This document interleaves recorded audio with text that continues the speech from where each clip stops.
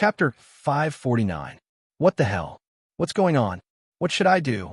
On the dull faces of the spirits from the legal department, Huaisher's favorite 3 questions in life appeared so vividly. It made people sigh. What goes around comes around. You guys also have a day where you become emojis. What's wrong? Huaisher looked at the mutated greater rat warrior in front of him, full of curiosity. What happened? After a long silence, the legal department raised the sign in their hands again. Paradise Guards. Long before the Paradise declined, they were the strongest force in the Paradise, and also the real, capable personal army under Kitten's command in the past. They firmly defended the copyright and safety of the Paradise with iron and blood, instead of relying on the current legal department to collect debts after the event. Although they had been lost with the fall of the Paradise for many years, their image still remained in the history of the Paradise and had never been forgotten. It was just that for some reason, they suddenly appeared at Huaisher's place today. Even the legal department was a little confused.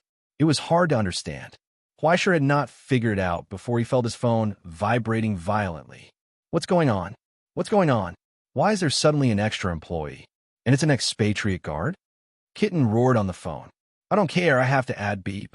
Huaisher hung up the phone without listening to him. He raised his head and looked at the cartoon version of the Greater War rat in front of him.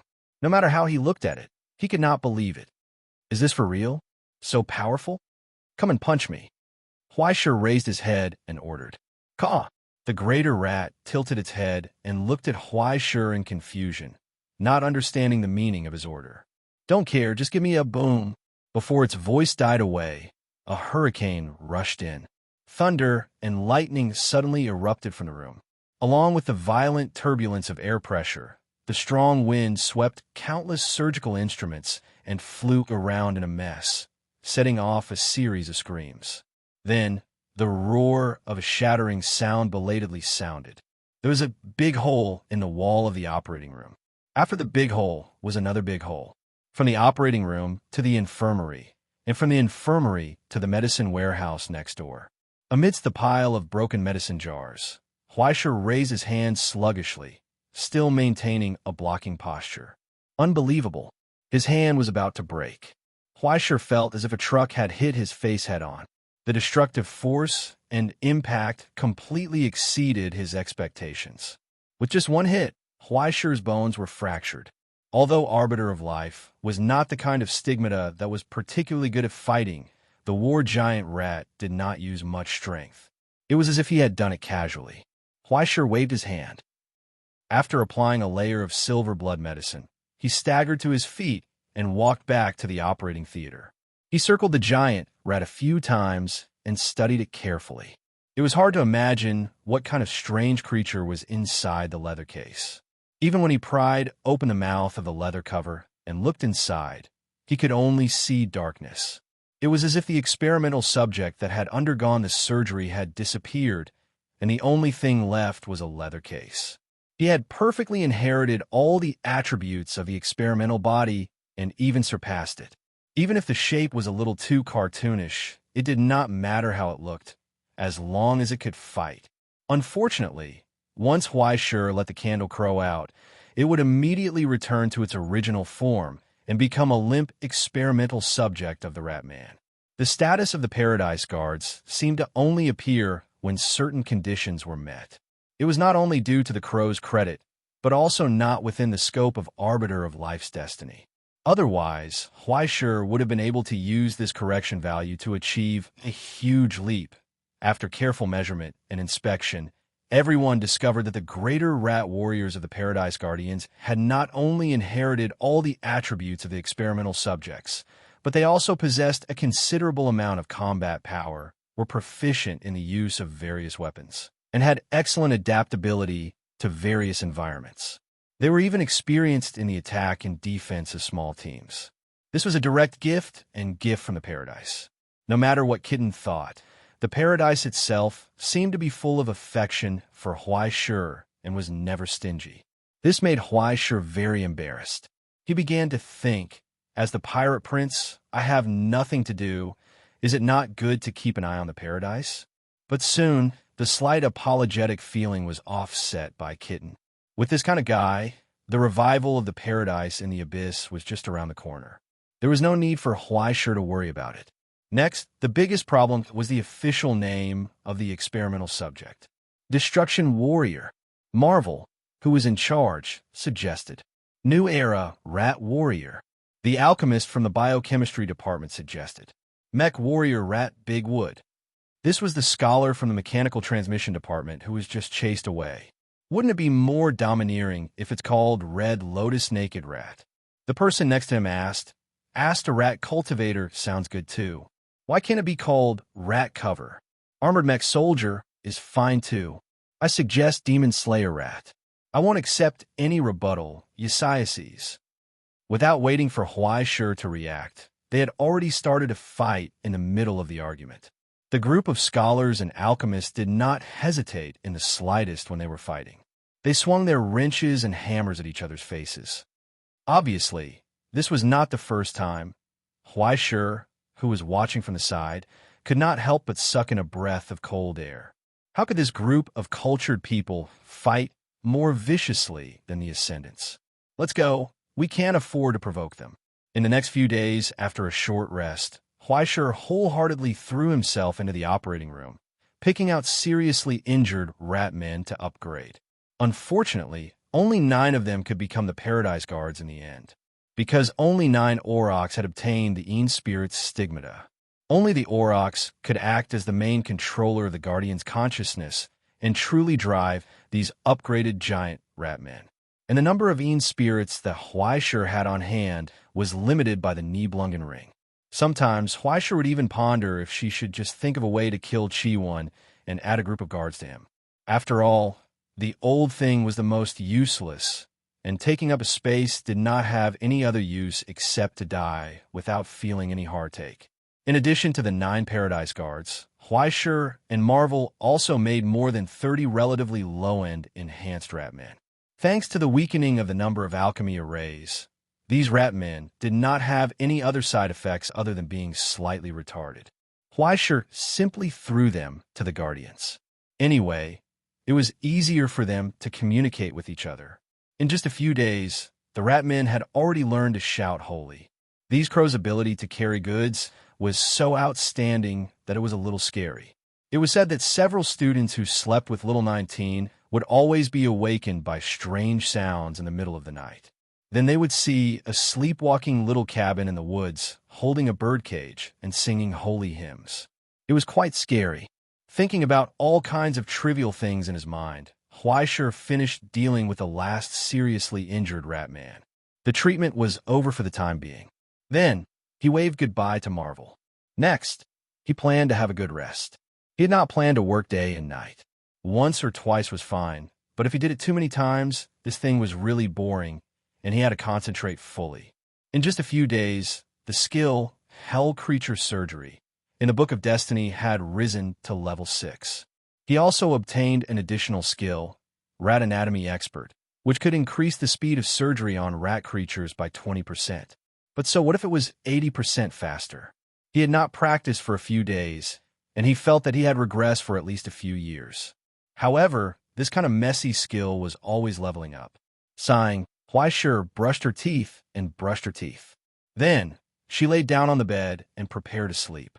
But in the midst of drowsiness, he suddenly trembled. Stiff. The moment before Huaishur closed his eyes, he seemed to see a figure standing at the head of the bed. Chandra. The strange figure that he had met once at the station, the member of the exploration team who had long died. He stood in front of the bed and lowered his head.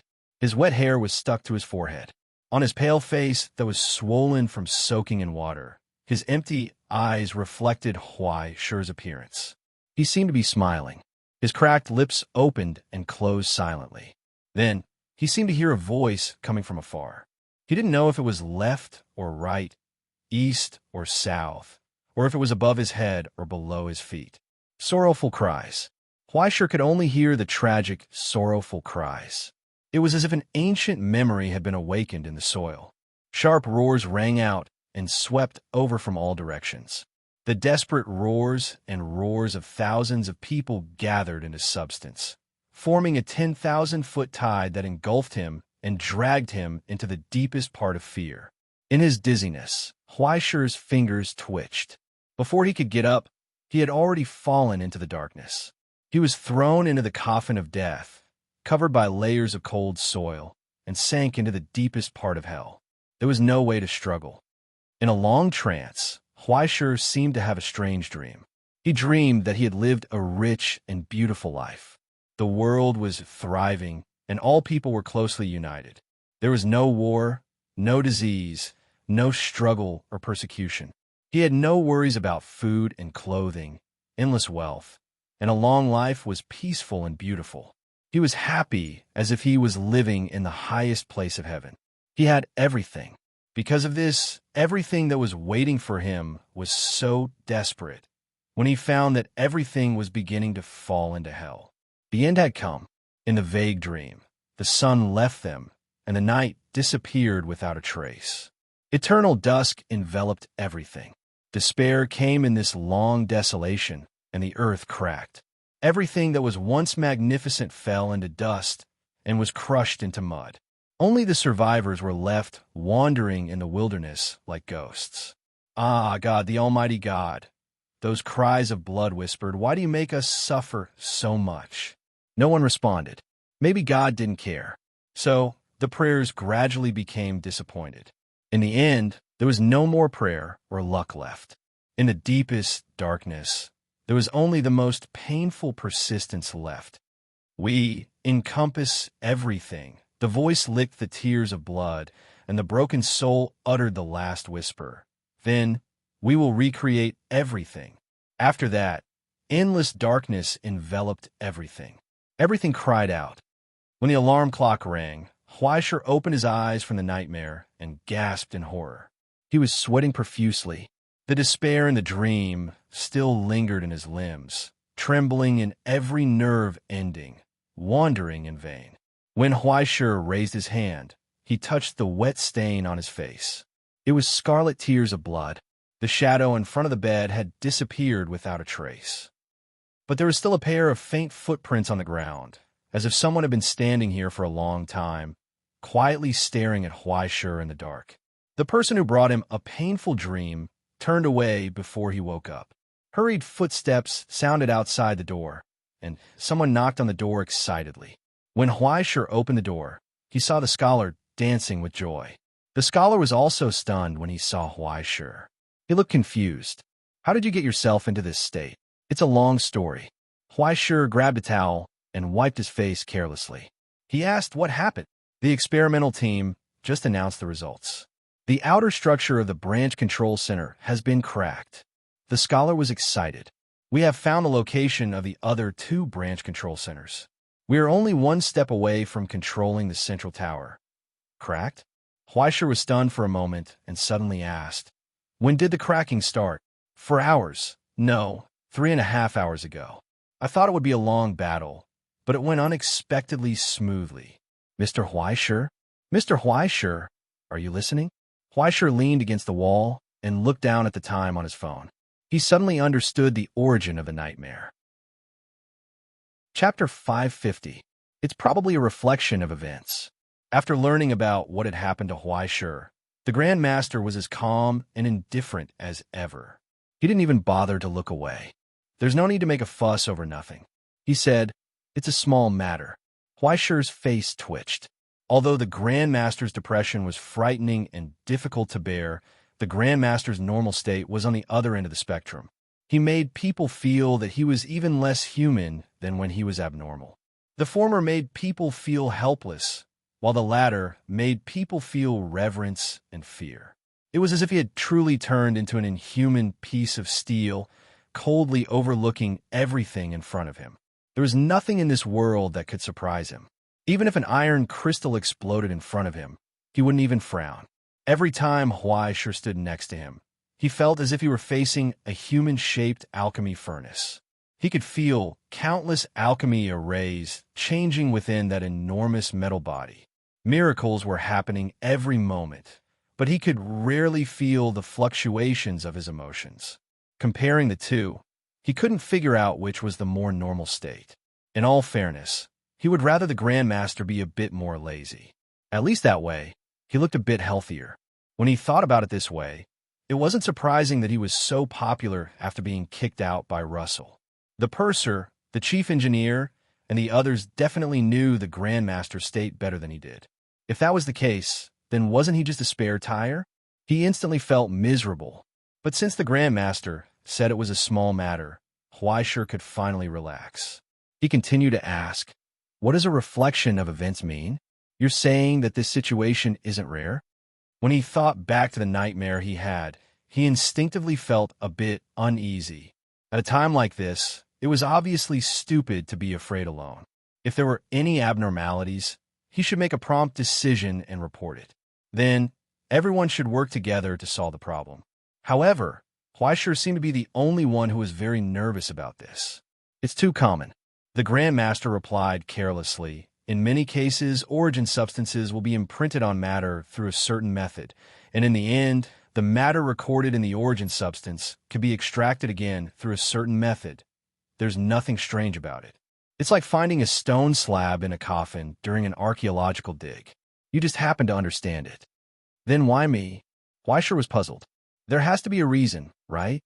Good luck, high spiritual perception, sharp perception, or even contact with related things.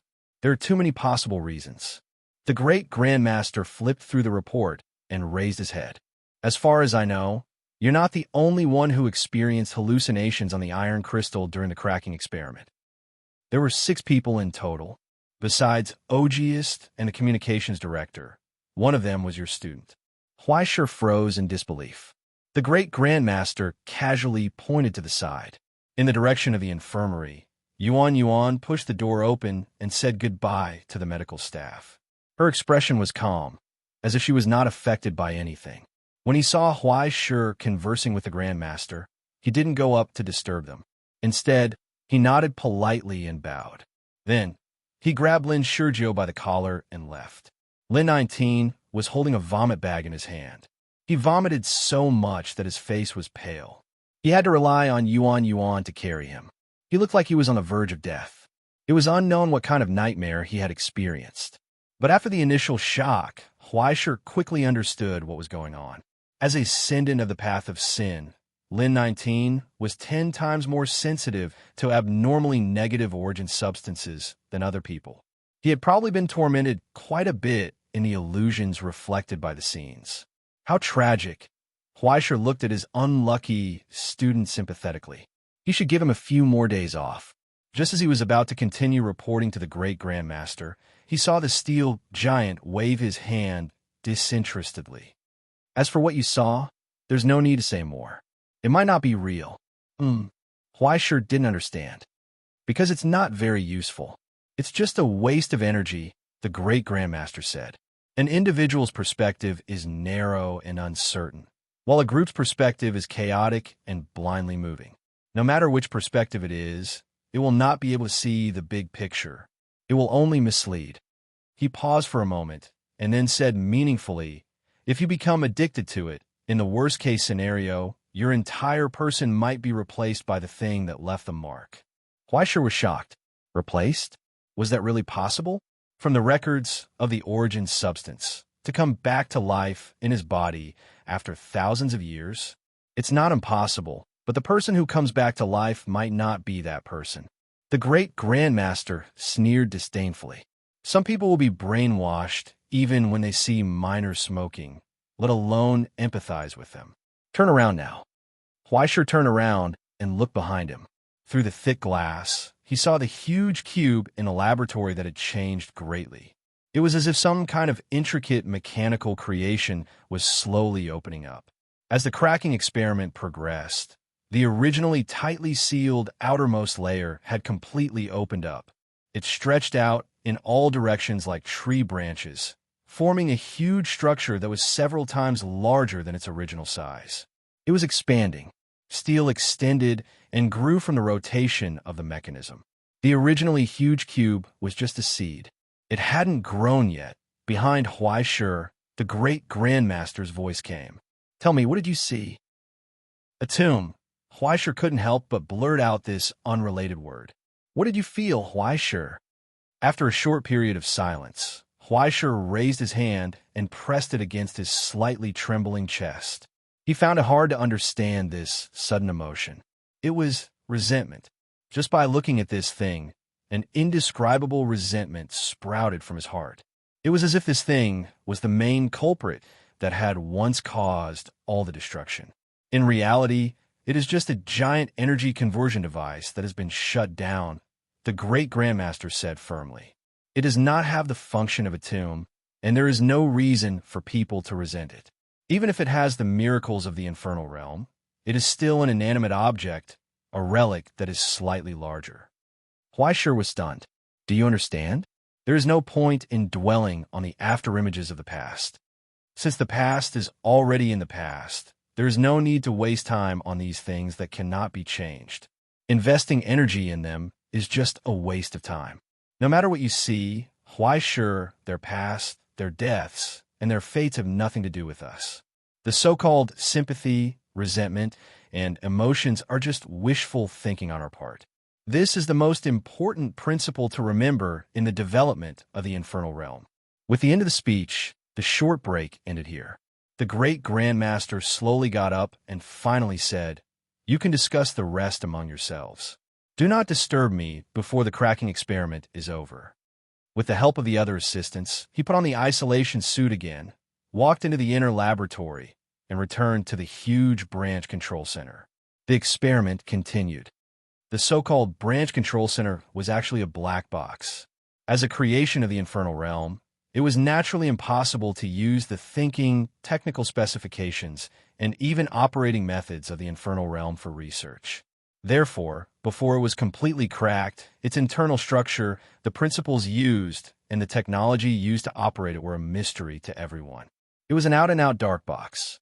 Because there were no more samples, it was impossible to carry out destructive experiments. If they wanted to figure out its real function and get more clues, they could only continue to carry out various experiments, research through various methods, input different signals, and wait for feedback. In the end, they could figure out the internal operating rules bit by bit. In this process, experience undoubtedly occupied the most important position. In the face of a giant machine that could control the infernal realm, other than the great Grandmaster, no one else had the ability and qualifications to preside over such a complicated project. Therefore, the remaining problems could only be solved by other people in charge. At present, the structure of the outer and middle layer has been explored, but there is still a part of the deeper structure that has not been solved. It may have some functions and conditions that we did not expect, but this is all within the scope of the great Grandmaster's handling. We do not need to worry. It is only a matter of time before it is completely cracked. In a short meeting, after the purser made a report, he distributed the information in his hand. The most important thing now is that when we activated the branch control center, we received some strange signals through it. According to analysis, those signals are likely to be responses from other branch control centers. On the big screen behind him, on the huge map of the Twilight Village, 3 places were quickly highlighted. This was the place where other branch control centers were most likely to exist after the analysis of the scholars. At the same time, we cannot rule out the possibility that the Ivy League also received the signal. The purser reminded, according to the analysis of the Ivy League's performance these days, the possibility of them having a branch control center was quite high. Next, everyone looked at Huaisher, waiting for him to make a decision. In a short silence, Huaisher pondered for a moment and asked, "Is there more detailed information? The terrain, location, and the surrounding situation?" At present, there are only some images left when we made the map, but due to the periodic changes of the Twilight Village, the reliability is not high. Area B3, Area D7, and Area E12. The Iron Crystal Constellation's naming of the areas of the Twilight Village was quite simple and crude. Starting from the tower in the center, the ring areas were A, B, C, E, F, and each ring area was roughly divided into 12 parts according to the angle of the circle. It looks simple and crude and easy to understand. But in fact, under the rotation and frequent changes of the ring areas of Inferno, the relationship between each area was a mess. If one wanted to understand it, It was difficult to find the specific location without the help of a computer. The first area that Huaisher gave up on was Area B3. There was no other reason. It was too close to the tower. Once they entered Area C, the entire inferno would become very aggressive. It was simply difficult to explore deeper. If they were not careful, they would die on the spot. As long as they had a little brain, they would not choose to explore now. If the Ivy League was so stubborn, Huaisher was very willing to open a bottle of wine to celebrate their courage and wish them a safe return. Area D7's location was excellent in the exploration range of the Iron Crystal constellation. Even a day ago, there was an exploration team outside to conduct a topographic survey of the area. Area E12 was a bit of a pain in the ass.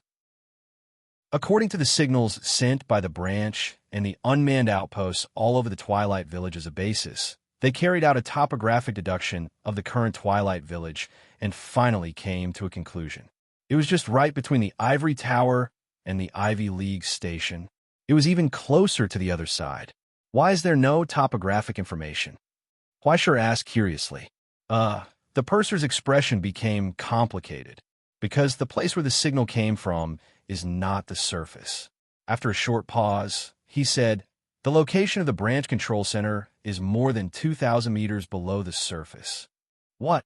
Huaisher's eyes widened. Underground? Yes, that's right. The purser said, according to our exploration, there's a very complicated topographic structure under the Twilight Village. In addition to the huge natural cavern, there are a lot of man-made channels and some complex buildings whose functions are difficult to identify. Until now, there's still a lot of machines operating in it. If the scholars in the analysis room did not guess wrong, then the branch control center of Area D7 is probably a mobile hub that moves around the Twilight Village all year round. Its function is very likely to be related to the rotation of the Twilight Village. Huaisher fell into silence. It seemed like he was thinking, but in fact there was nothing to think about. He was thinking about whether it was possible to take down both of them. If there were no competitors, he could take it slowly, but now that time was too precious. No one knew if the opponent would catch up to him if he fell behind. If possible, he did not want to give the Ivy League even the slightest chance. It would be best if he could suppress the other side and beat them up until they finally recognized the reality. Even if they did not bow down, they would at least run away in a panic. But even if he thought about it a little, he knew it was impossible. Even a rotten ship would have 3 pounds of nails. Moreover, the Ivy League had invested so much this time, it was impossible for them to go back just because of a little setback. They could only fight head-on with both sides. And this day would come soon. Before this, it was naturally better to be prepared. Now that the number of legions controlled by the Ivy League far exceeded their own, it was obviously not a wise choice to rashly divide their forces. But since it was underground, it gave Huaisher a chance. According to other information submitted, the underground environment was generally narrow, and the number of people did not have much meaning. A few elites were often more useful than a large number of cannon fodder. I'll leave the gargoyles and the undead army to you. Without me and the Paradise Guards, can you take down Area D7?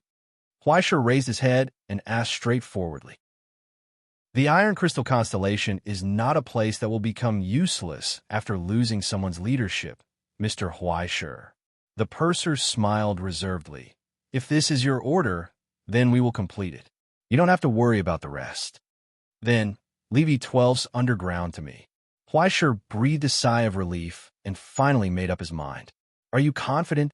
The purser asked. Do you want to bring the wolfhound?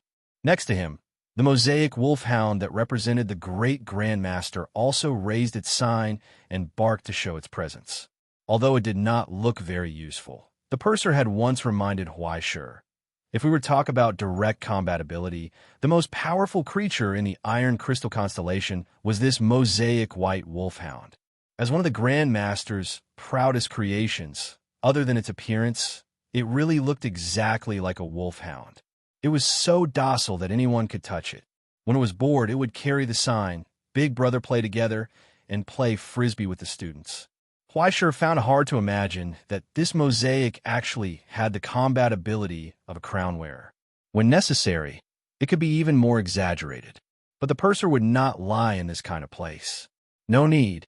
After thinking about it for a long time, Huaishir finally shook his head. In terms of destructive power, he still had the Lord of the Flies. Now that the Grandmaster was in charge of the cracking, he had no time to care about other things. After Huaishir left, if the Iron Crystal Constellation made a move, the Wolfhound could at least stay behind to assist and protect the Iron Crystal Constellation. Although Huaishir was used to being reckless, he still had to be steady when it was necessary. He could not put all his eggs in one basket.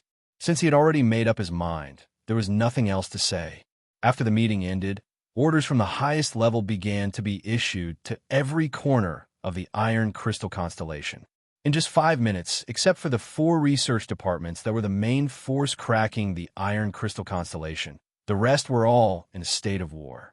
After a short rest for a few days, the Infernal Exploration Organization from the Research Institute was operating at full efficiency again. Huaishir began to light up the equipment one by one and was ready to set off. A full set of heavy protective clothing like that of an astronaut, a blessed light source that could last for more than 70 hours, tools to deal with various situations, and common exploration equipment. In addition to dealing with the 18 hours of sunlight in the land of dusk during the day, he also had to deal with the darkness underground. Both were terrifying curses that were enough to kill. According to the researchers' calculations, the deeper he went, the stronger the petrification curse in the darkness. Once he lost the light source, Huaishir would probably turn into a stone statue in an instant and be left in the eternal darkness underground forever. The exploration of infernal exploration was no joke. One wrong step could lead to death. After adjusting his mentality, Huaishir put on his helmet and reached out to pick up the white cat on the bookshelf next to him. He rubbed its head. Unfortunately, today is Thursday. Meow. The white cat nimbly jumped out of Huaishir's hand and landed on his shoulder. It squatted down and licked its paws. It was not afraid of the sunlight or the darkness.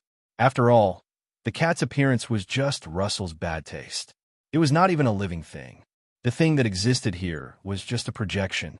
The curse could not affect it at all. After inquiring about Little 19's situation, Huaishir gave Yuan a few more instructions before he turned around and walked to the exit at the bottom of the Iron Crystal Constellation. There was already a truck waiting for them there. In front of the gate, it was busy. All the park guards had already entered the truck. The staff was installing and adjusting various equipment and loading supplies.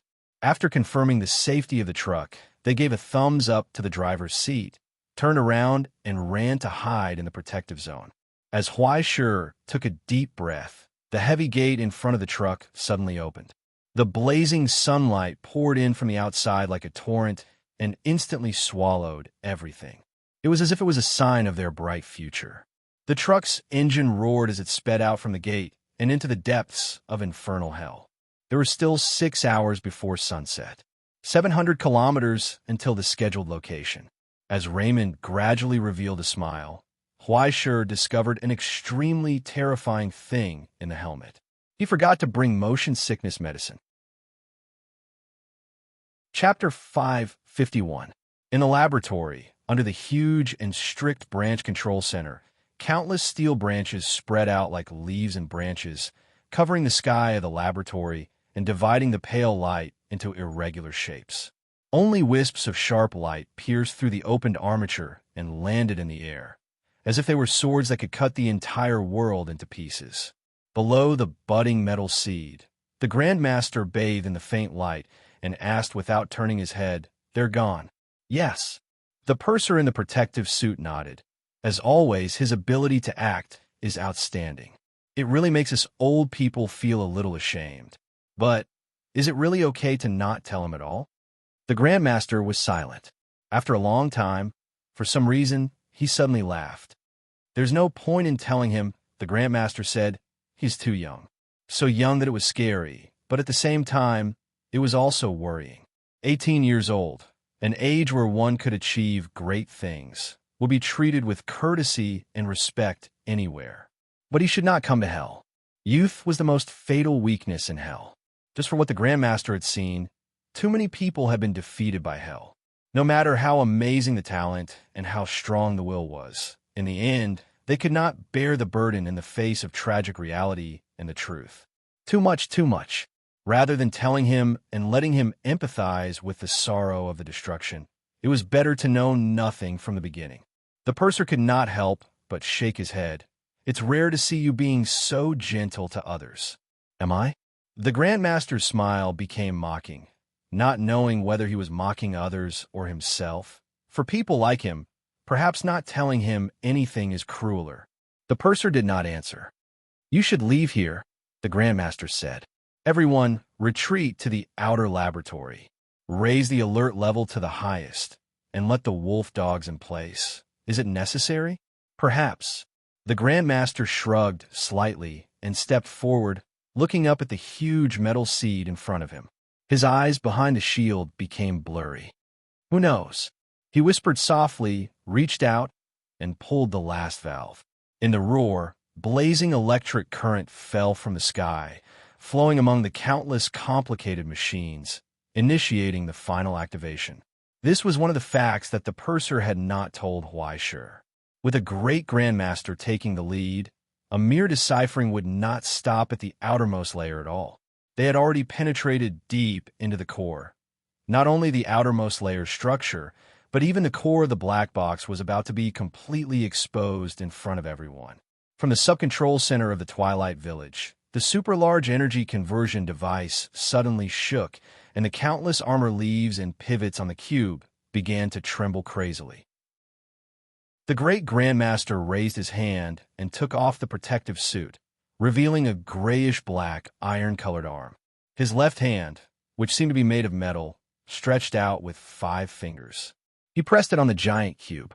Tell it no, order it. Wake up! A roar erupted at that moment, and countless complicated hubs and components proliferated from the expanding metal hub. It was as if a waterfall had suddenly burst forth and soared into the sky. Dozens of rapidly expanding and growing giant mechanical creations overlapped densely in one place, extending chaotically from the metal seed, tearing apart the innermost layer of the laboratory, and protruding outward with irresistible force, until they broke through the thickest armor and completely penetrated out of the room. In the huge shadow cast by the iron crystal, they spasmed crazily like living creatures and suddenly stagnated. The core laboratory had been covered by countless mechanical components that spewed out. The sub-control center was splitting, disintegrating, and expanding. It was like opening a box in a cartoon, and the messy clothes, passports, underwear, ties, cameras, and cats that were accidentally stuffed inside all sprayed out together. It covered almost every inch of space. Inch by inch, the steel bloomed like flowers, revealing the exquisite ideas and indescribable skills of the past in front of the people who came thousands of years later. And blood. The crazy screeching of the metal came to an abrupt end, because a sharper, more disturbing, and trembling wail burst out from the core. Accompanied by the blood, it gushed out.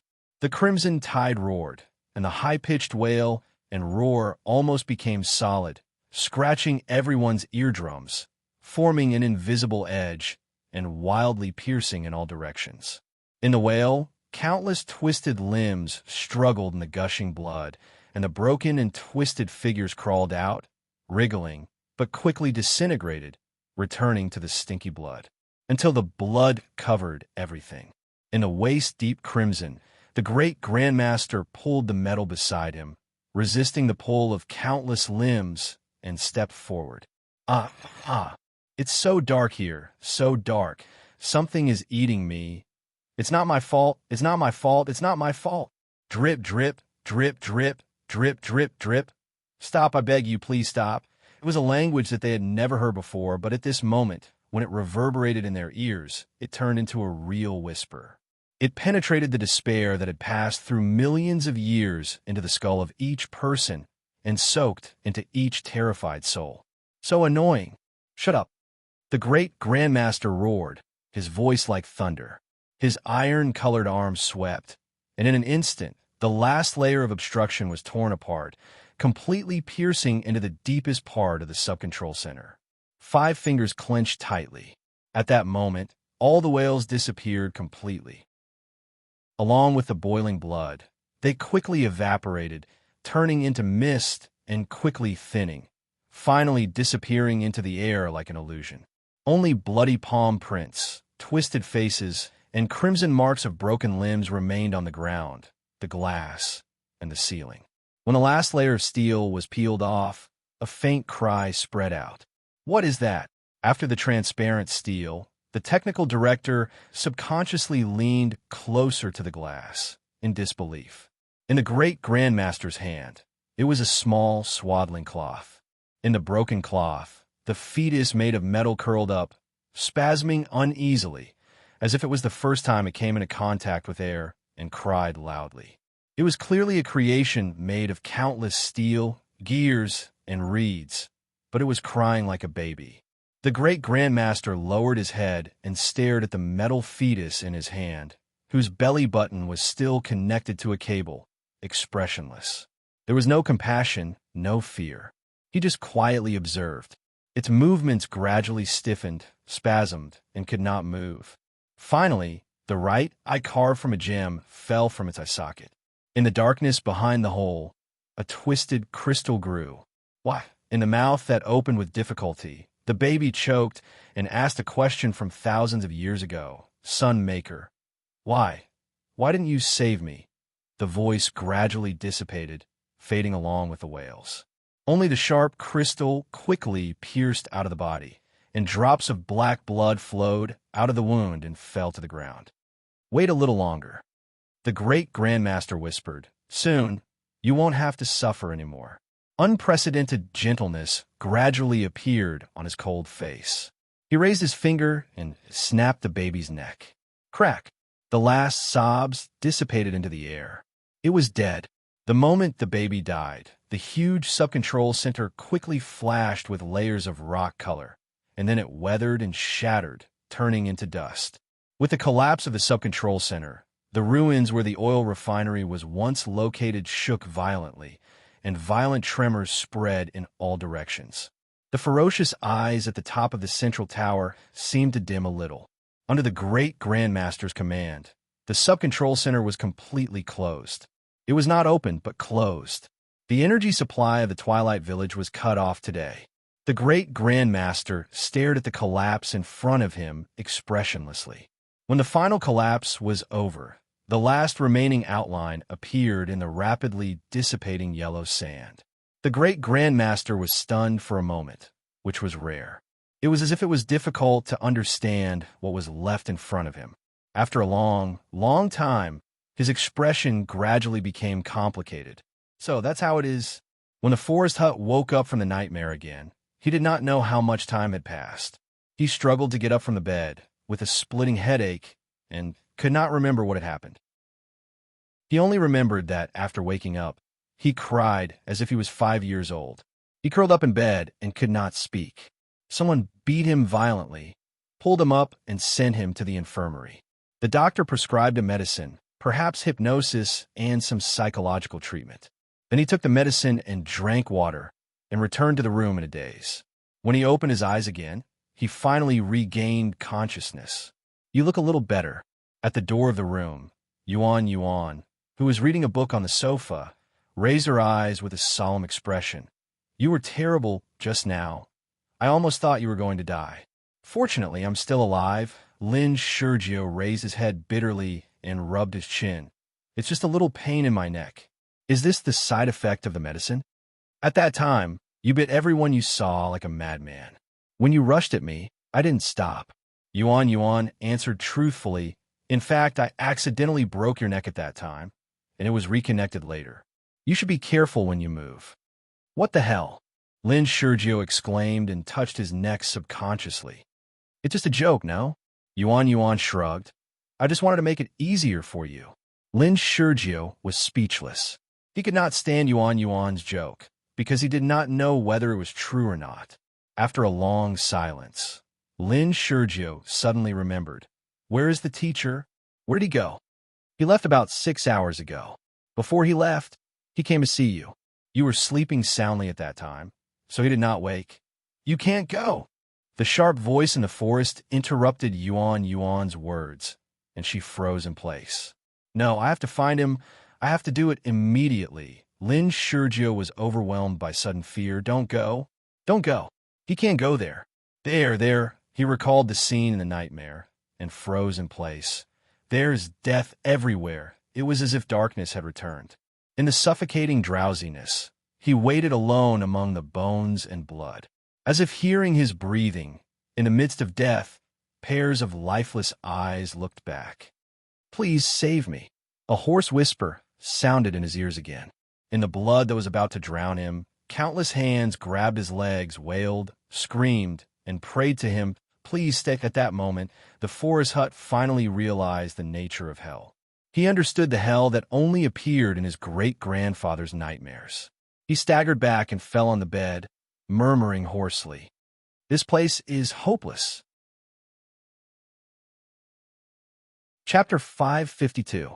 Under the scorching sun, the huge truck sped forward between the broken roads, stirring up layers of dust.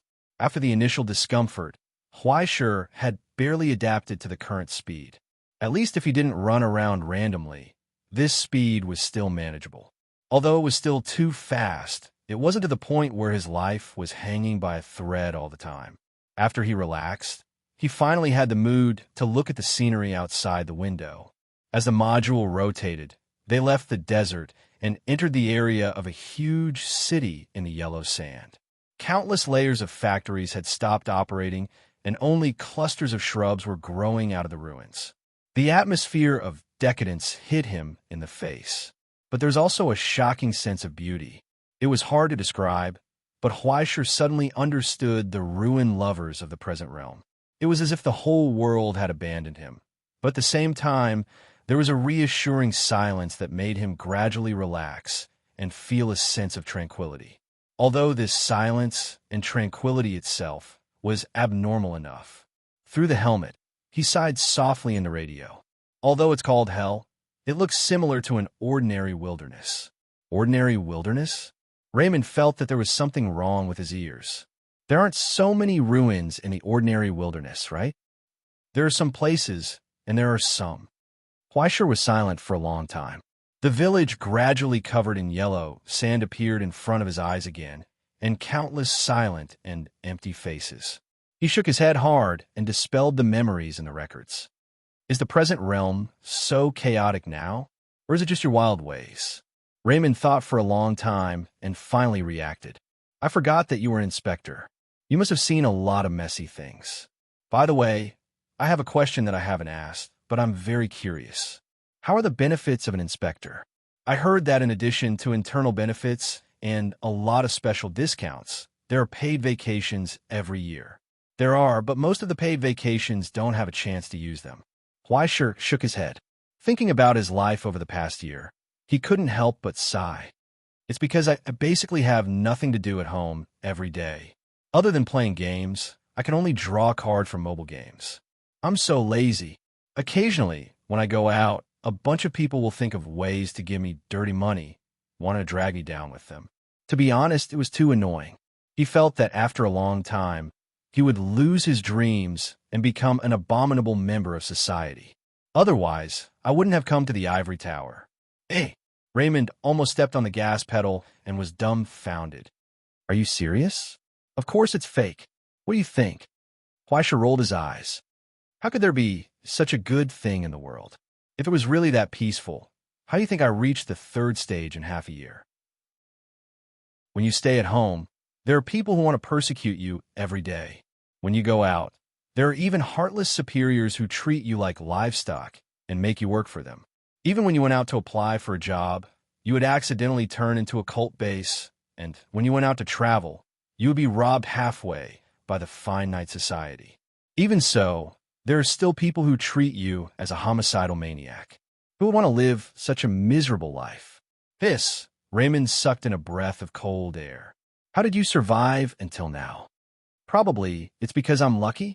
Suddenly, Raymond looked at Huaishur with a complicated gaze. It was as if he was looking at a Paralympic athlete, full of admiration and pity, and there was even a faint hint of encouragement. Don't slack off, young man. Keep up the good work. He had no idea what was going on with this guy's brain. During the long journey, the two of them chatted here and there, but they didn't feel bored or nervous. Raymond was a professional and experienced driver, and had long been used to this kind of messy situation. Huaishir, on the other hand, simply felt that it was quite cool here, and his mood was relaxed and happy. It seemed that the strengthened version of young arbiter of life's adaptability to hell had also been greatly improved.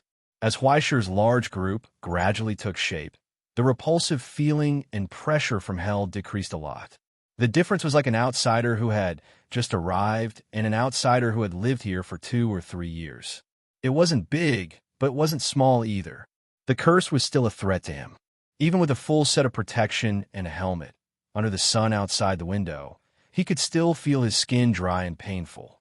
Sometimes, when he moved his mouth, the dry skin on his face would crack. Although it would recover quickly, it was especially uncomfortable. Even if Huaishir switched the biosphere in his body to desert mode, it still didn't have much effect. But at least after drinking a few bottles of beer, the cracking phenomenon slowed down a lot. How far is it? After this ring, we'll reach the nearest underground entrance about 70 kilometers ahead. If we go down, it'll take about 3 to 4 hours, and we might take a long detour. Because we don't know the situation underground, we can only act according to the situation. Raymond glanced at the navigation screen under the white cat's butt and scratched the cat. Then, the white cat gave him a fierce claw. His gloves were almost cut open. At this time, they had already passed through the layers of factories and went deep into the dead silent city that was so monotonous that it seemed to be copied and pasted. Between the messy viaducts, countless grayish-white skyscrapers stood on the ground like a dense forest. There were no windows, and they couldn't even see the entrance. It seemed to be purely made of some kind of solid rock blocks similar to concrete, which made people think of tombstones and other unpleasant things. And between the countless tall buildings, some of the land had completely collapsed, revealing the slowly operating giant mechanical structures below. Bursts of black smoke would occasionally spurt out from it, bursting out with sharp sounds. They had gradually gone deep into the Twilight Village. According to Huaishir's estimation, the specific area of the entire Twilight Village was about the size of Cheongzhou, maybe even smaller. Because the data was too detailed, it couldn't be calculated. Among the many types of hell, the Twilight Village belonged to the most hidden, submerged type. At the edge of the sandstorm, the snowfall without warning, the rainstorm, and the storm, the further outside they went, the thinner they saw. In the end, the whole person would disappear in the superimposed state of hell and the outer layer of the abyss, never to return. Unless they wore some special border relics or had special stigmata, most explorers wouldn't try to get close to the edge.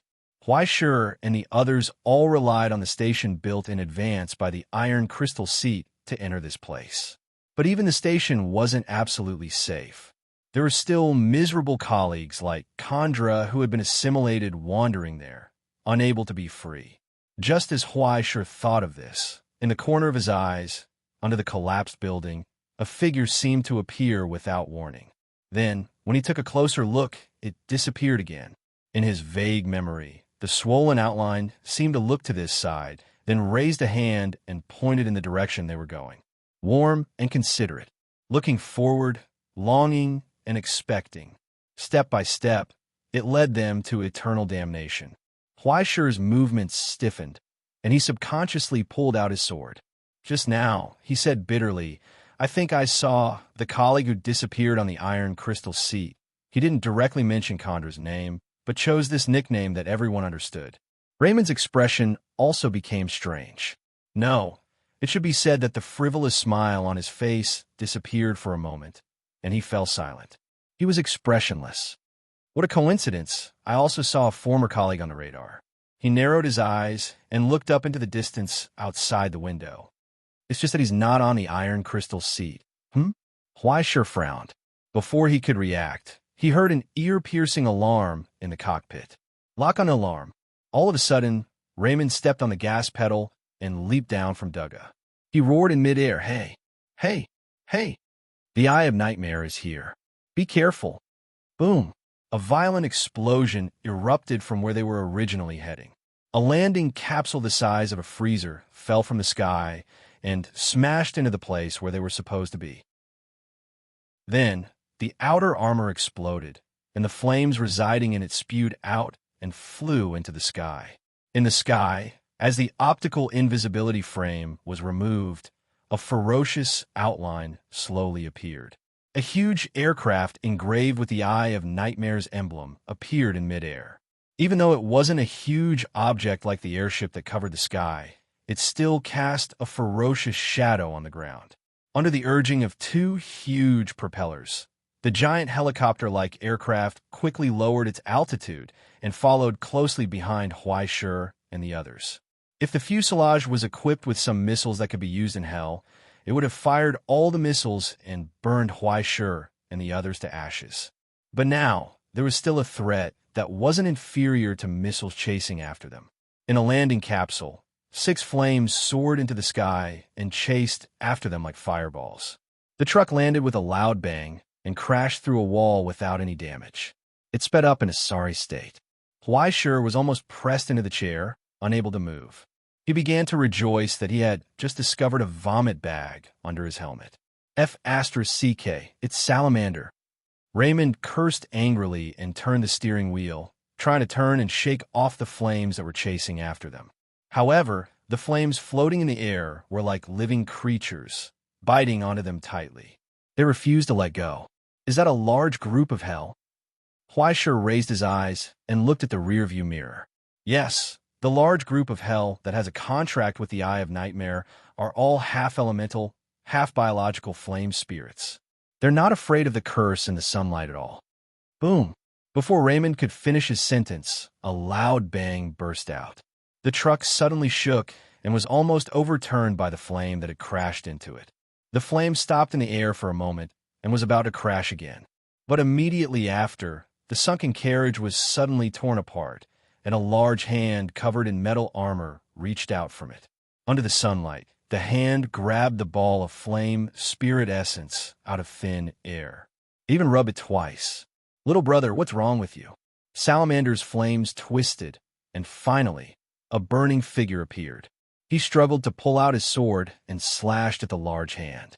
Then, the hand lifted Salamander's body and pressed him against the wall beside him.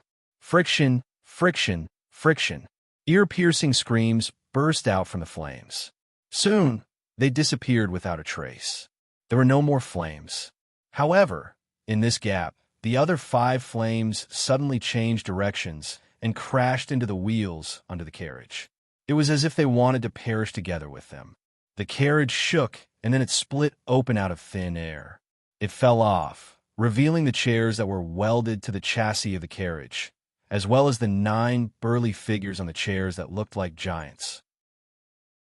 In their thick protective suits, the park guards pulled out the shotguns that were uniformly equipped at their waists.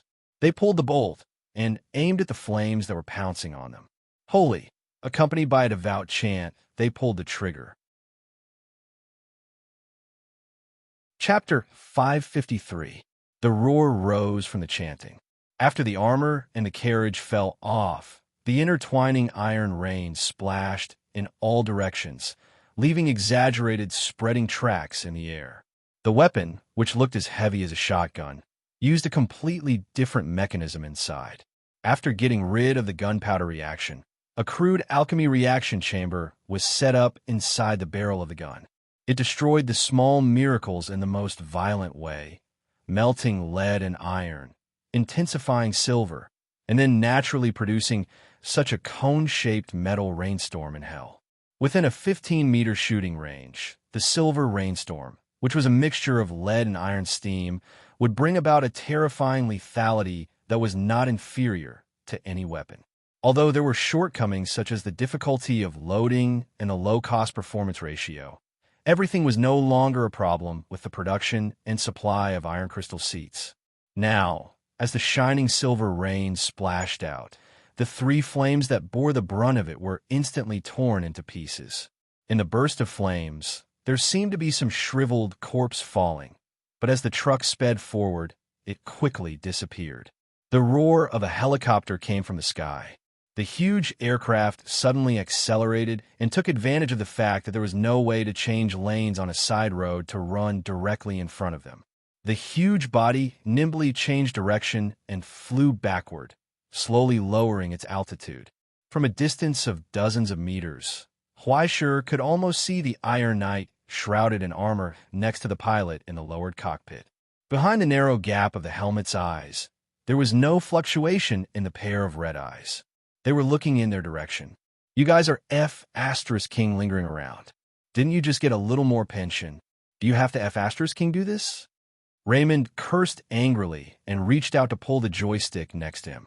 He raised his hand and flipped the switch on the dashboard at the top of the cockpit.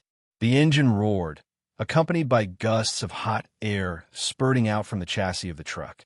The entire huge truck seemed to have shrunk a little, becoming a little smaller and more agile. It seemed to have seen that they wanted to escape. Under the huge body of the aircraft, several landing pods were thrown out again, and more than a dozen salamander flames rose from them again. The flames and the large groups chasing behind the vehicle echoed each other, using strange screams as communication, blocking the direction in which they dodged in the air. They were not in a hurry to attack. Instead, they wanted to constantly harass and create trouble for them. Huaishur pulled out Lord of the Fly and pointed it forward, wondering if he should give these bastards a good beating. However, there were only 4 bullets left in the judgment mode. He did not want to move unless it was absolutely necessary. He switched the magazine to its physical state and loaded the thumb-sized bullets into it. A total of 6 shots. Beelzebub moaned in pleasure. Just as it was about to say something terrible like, "It's full," Huaishur closed the magazine and rolled down the window. He did not give Beelzebub a chance to trash talk and stuck his head out the window. Ignoring the messy flames flying around, Beelzebub aimed at the helicopter in the distance and pulled the trigger repeatedly. A shocking explosion erupted. The recoil of the Lord of the Flies in live-fire mode was shockingly strong. It was as if a wild horse was struggling madly. Even with Huaishur's grip, the gun almost flew out of his hand. The thumb-sized alloy bullet instantly turned red under the activation of the matrix. It pierced through the air, leaving a pale white trail, and flew towards the aircraft. The terrifying kinetic energy that was not inferior to a large-caliber sniper rifle gave it the power to penetrate armor. It trampled on the insignificant steel in front of it. After tearing the window in front of the cockpit, it instantly arrived in front of the pilot. The moment Huaishur pulled the trigger, the armored man in the co-pilot's seat suddenly pulled out his sword. The heavy sword blocked the bullet's path.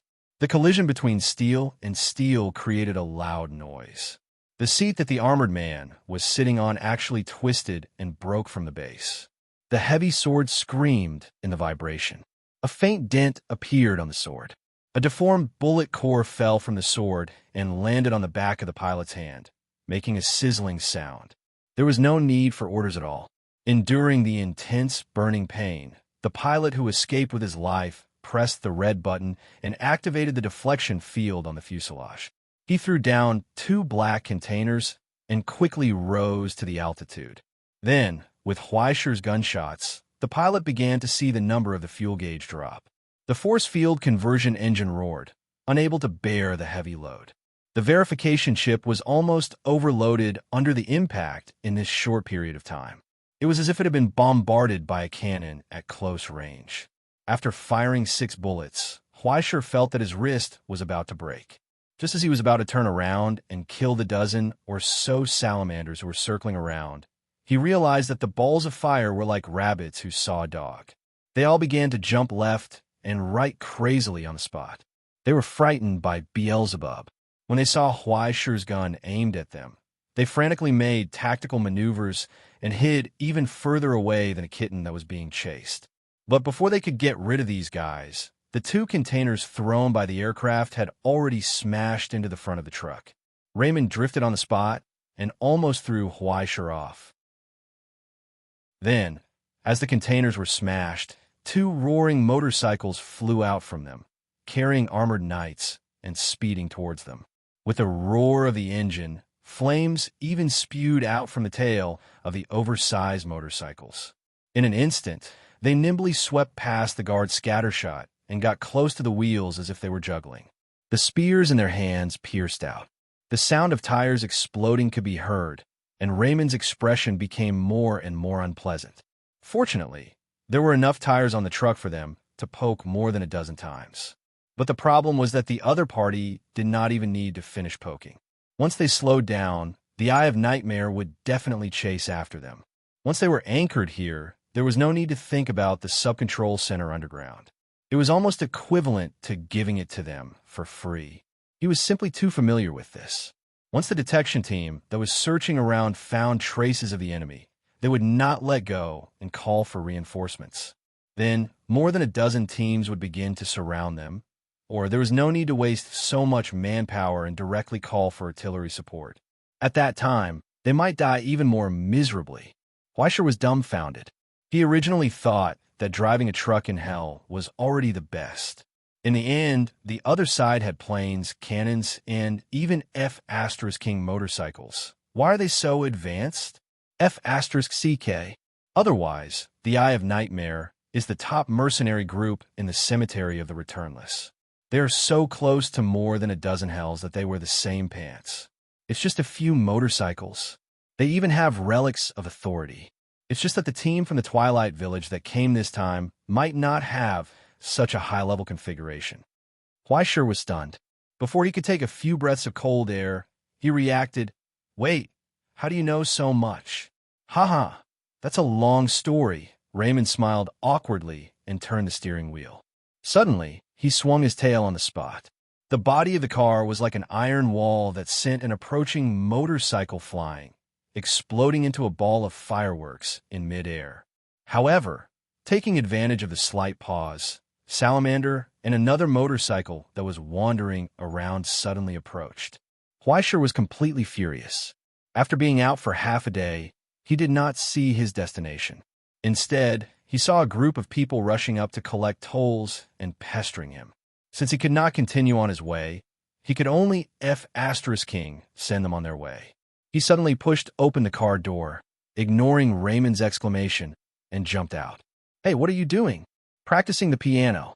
In the air within the bulky protective suit, Weisher waved her hand, and a chain emitting black smoke and sparks flew out from her hand.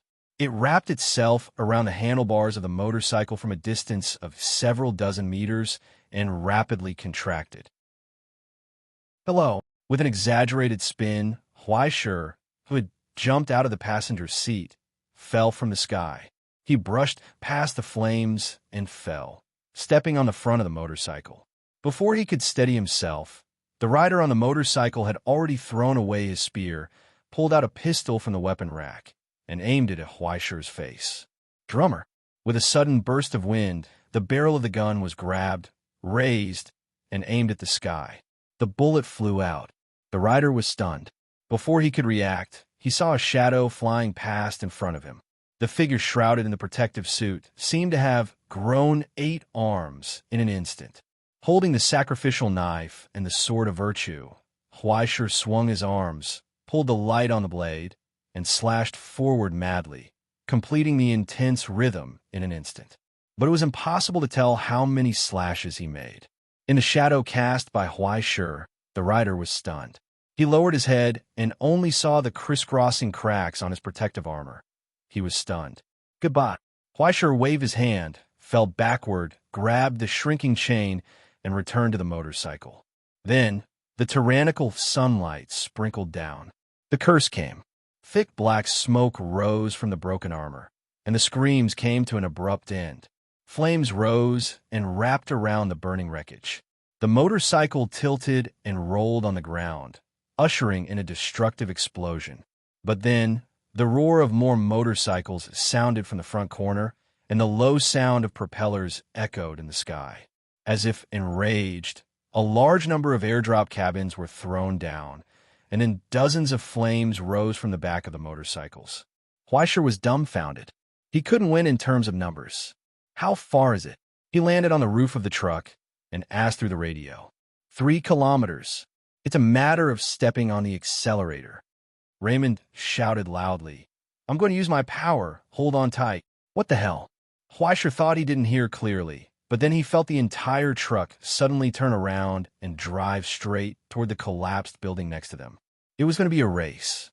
Fleischer's face turned pale. Thinking of the wild experience of crossing mountains and seas a few days ago, he felt his scalp tingle and immediately tied himself to the front of the truck. The remaining guards naturally grabbed the chairs they welded to the truck one by one, ready to accept the impact. Their vision blurred. They didn't feel the shock and roar of the impact. Fleischer only felt his body lighten, and then he fell backward. When he came to his senses, he saw the ground quickly moving away from him. He was rising. The entire truck had strangely driven up the building. Literally, it drove up the building. Ignoring gravity, the wheels of the truck crushed Newton's coffin lid, maintaining a 90-degree angle with the ground. It drove on the building and quickly rose up. Fleischer hung on the rope of sorrow, stunned. But in this rapid rise, he heard the sound of propellers getting closer and closer. When Fleischer looked up, he saw the same dull face in the cockpit of the rapidly approaching aircraft. Unbelievable. Is there such a thing? Yes, there is such a thing. Without thinking, ignoring the flames that were chasing him, Fleischer raised his hand, clenched the spear of compassion, and threw the brilliant iron light at the aircraft close at hand.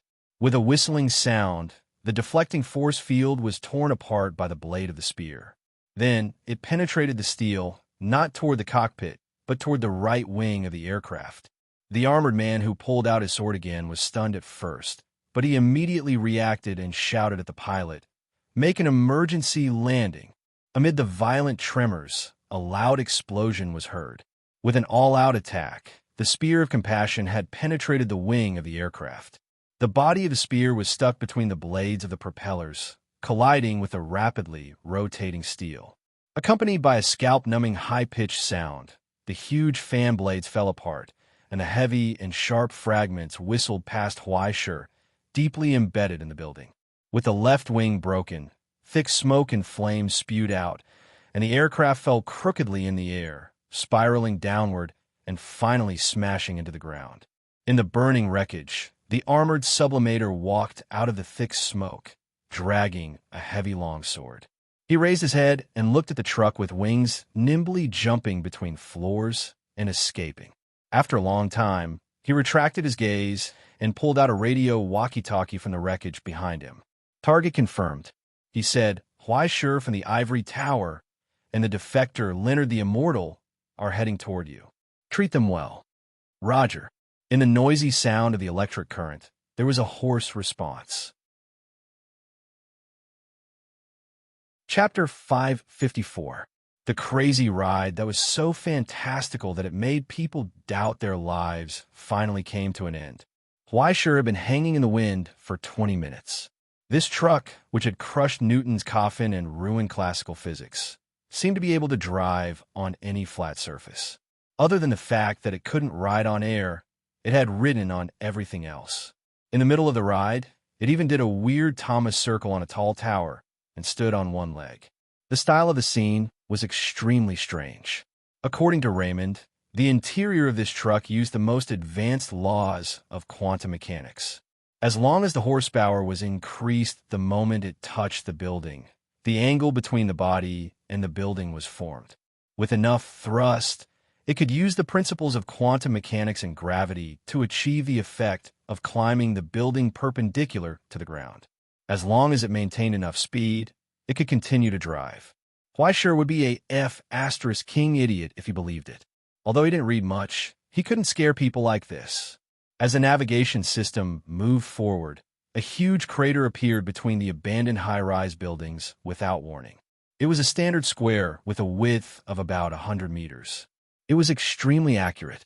Looking down from above, one could see the steel that made up the four walls. One could also vaguely see the machinery slowly moving behind the gaps in the steel. In the deepest part of the darkness, nothing could be seen. It was impossible to see how deep the pit was. The truck continued to move forward as if it didn't see the deep pit in front of it. Fleischer didn't panic at all. Even if Raymond told him that this truck could drive in the air through some bullsh**T mechanics, he wouldn't be surprised. But what happened next shocked him. When the truck drove to the edge of the deep pit, it was as if the entire truck had turned into a mollusk in an instant. When the wheels crossed the edge and stuck to the edge of the iron wall, the front half of the entire truck suddenly bent 90 degrees and then went down without any stagnation. Fleischer watched the bend move from the front of the truck to the parking space. Finally, the entire truck completely disappeared as it hung on the iron wall. What the hell happened? Why did the style change in an instant? Don't ask, it's quantum mechanics. When Fleischer returned to the cockpit, he heard Raymond's explanation. He raised his hand and pressed another row of buttons. He turned on the headlights in front of the car and unceremoniously turned on the high beam in hell. Under the illuminated headlights, the delicate crystals emitted a dazzling light. Among them, the blessed ointment began to burn. It dispelled the darkness that was as thick as a living thing. However, he was still unable to stop the chill that gradually seeped into his bones. It was so cold that he felt his entire body stiffen. According to our current reserves, the ointment can last for a total of 26 hours. Let's hope we can find the location of the branch control center in 26 hours. Raymond said, "Doesn't that mean it's the long grass stage again? It wasn't easy for me to move around, but after a few hits, I feel like I'm done for if I'm not careful. If you're talking about the enemy, don't worry. There won't be any less." Raymond's jaw moved nimbly as he manipulated the internal lighter to light a cigarette for himself. The entire helmet was immediately shrouded in smoke. The Eye of Nightmare is like a wild dog that has seen the smell of blood. Once it meets its target, it will chase after it closely and will never let go easily. You and your guard will be busy from now on. Fleischer shrugged indifferently. Then let's fight. There's no tier 4 anyway, so there's no need to worry about not being able to beat them. Why don't you introduce me to your former colleagues? Judging from the style, it should be a branch of the Hand of Paleness this time. Raymond scratched his head. He said, "Let me think. The captain should be an old acquaintance, Avery. However, he's already tier 4, so he probably won't make a move. The other 4 company commanders are Oliver from Iron Wall, Gaines from Experience, and Angelil from Barbarian. The one we saw just now is Samson from Bloodkiss. They've all been tier 3 for more than 10 years. Because of an accident, they couldn't advance to tier 4, but they've basically completed the soul fusion. Remember not to be careless." Division? Fleischer was surprised. "That's all. I thought that was all." Raymond immediately rolled his eyes. If all the Eye of Nightmare were to fight, not to mention whether the Ivy League would go bankrupt or not, the Ivory Tower would definitely play the flute and gather all the white doves, red deer, and gray storks to reorganize the school guards. That exaggerated? What else? Raymond asked. A complete Eye of Nightmare can participate in the pedigree war. Moreover, they have an employment agreement with their natural enemy, Tyr. Are you going to fight with your head? At that time, the Grandmaster might even have the geographical advantage and resources to barely defend against a few waves. Those of us who dare to show our faces will definitely be crushed to death. In short, be careful. Don't be reckless. The Eye of Nightmare is very fierce. I know you're also very fierce, but be careful not to capsize. I understand. Fleischer wanted to scratch his head. He understood what Raymond meant.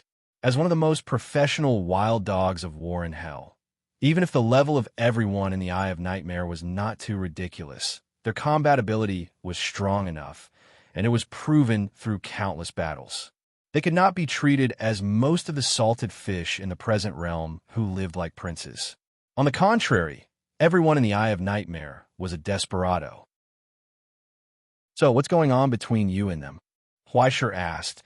"Why did your former colleagues draw their swords and slash people without even saying hello when they met? Could it be that there's a rule in the Eye of Nightmare that you can enter but not leave? Although it's troublesome to enter and leave, it's not that bad. Moreover, many people retire every year. Some can't fight anymore, some are tired, and some are simply on the verge of death. They take their pension and leave. Which kind are you?" "I'm the kind that's about to die," Raymond replied nonchalantly. "At that time, we fought a tough battle. Everyone in the team died, and I was about to die, so I simply didn't want to work anymore. In the end, they gave me too little pension. I had no choice. Let me guess. Huaisher raised his eyebrows. You took it yourself? How could I? Raymond waved his hand and smiled shyly.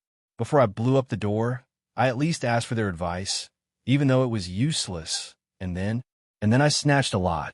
At that time, I thought that since I was going to die anyway, I might as well do it. In the end, I didn't expect that I wouldn't die. What a pity. Do you regret it? Yeah, if I had known that I wouldn't die, I would have snatched more. At this point, Raymond patted his knee bitterly. You didn't see it, but there are really a lot of good things in their treasury. Yes. You can't wait to take all of them away, right? You didn't bring enough bags. Huaisher had too many opinions on this topic. He empathized with him. I used to be like this when I was doing the same thing. Sigh, I was still too young at that time. I forgot that I was a member of the Astronomy Association.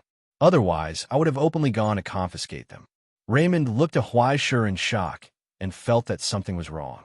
It was bad enough that he was doing the same thing, but it was a pity that he didn't confiscate all of them. He thought that he was already crazy enough, but he didn't expect that the most ruthless and evil people were actually in the Astronomy Association. Are you still human? What's wrong? Huaisher looked over in shock. Raymond looked away awkwardly. Well, just now I was joking. What a coincidence, me too. Huaisher's expression was very calm. What you heard about doing the same thing and confiscating are all lies. As everyone knows, I'm an inspector of the Astronomy Association. I won't do anything like sending out black letters. Is that so? Yes. Huaisher nodded vigorously. Were we just now? I have nightmare. Yes. Huaisher coughed dryly and asked, what did you do when you were there? Was it also transportation? More or less, although the car I drove was different from the one I'm driving now. In the eye of nightmare, everyone didn't have a surname. Sometimes they would add a nickname in front of it to distinguish them. At that time, because I was too reckless, others called me Leonard the Undead. Huaisher felt that something was wrong. Was there a difference between the two characters? Raymond shrugged. You have to have a fake name when you're out there, right? But your fake name is too casual, isn't it? There's only one word missing. It doesn't matter because this name is also fake. Huaisher's expression suddenly twitched. What's your original name? I forgot. Raymond shrugged and didn't care. Only this sentence wasn't a lie. Unlike other large organizations, the graveyard of the returnless never appeared in the present realm. This was because this loose alliance was formed by countless desperados who were addicted to hell. Otherwise, it wouldn't have been rejected and resisted in the present realm because of its excessive connection with the elements of destruction. It was more like a talent market and trading platform formed by countless large and small organizations. It was very simple to become a member. One just had to find one of their agencies at the remote border, submit an application, and then swear that they would never live in the present realm or the border for a long time and would spend the rest of their lives in hell. That was it. As an alliance formed by the earliest pioneers of hell, this group of explorers who were tempted by hell resolutely left the present realm behind and tirelessly sought the mysteries of the abyss, thus forming the current rules. This was an oath, and at the same time, a curse. After that, the person who made the oath would abandon his original name and officially become a returnless, an explorer who had nothing to do with the present realm. This was the meaning of the graveyard of the returnless. Once you joined, your original name would die in the eyes of the law, and even many disputes and troubles would be settled for you one by one. But from then on, everything in the present realm had nothing to do with you. According to the oath, members would not be able to stay in the present realm for more than a month, nor could they live in any border for a long time. Most of the rest of their lives would be devoted to the endless hell. Although there was now a trend of abuse of border relics and becoming a criminal trust group, the graveyard of the returnless principle of absolutely not interfering with the present realm remained unchanged. At this point, Huaisher was tactful and didn't continue to ask more questions.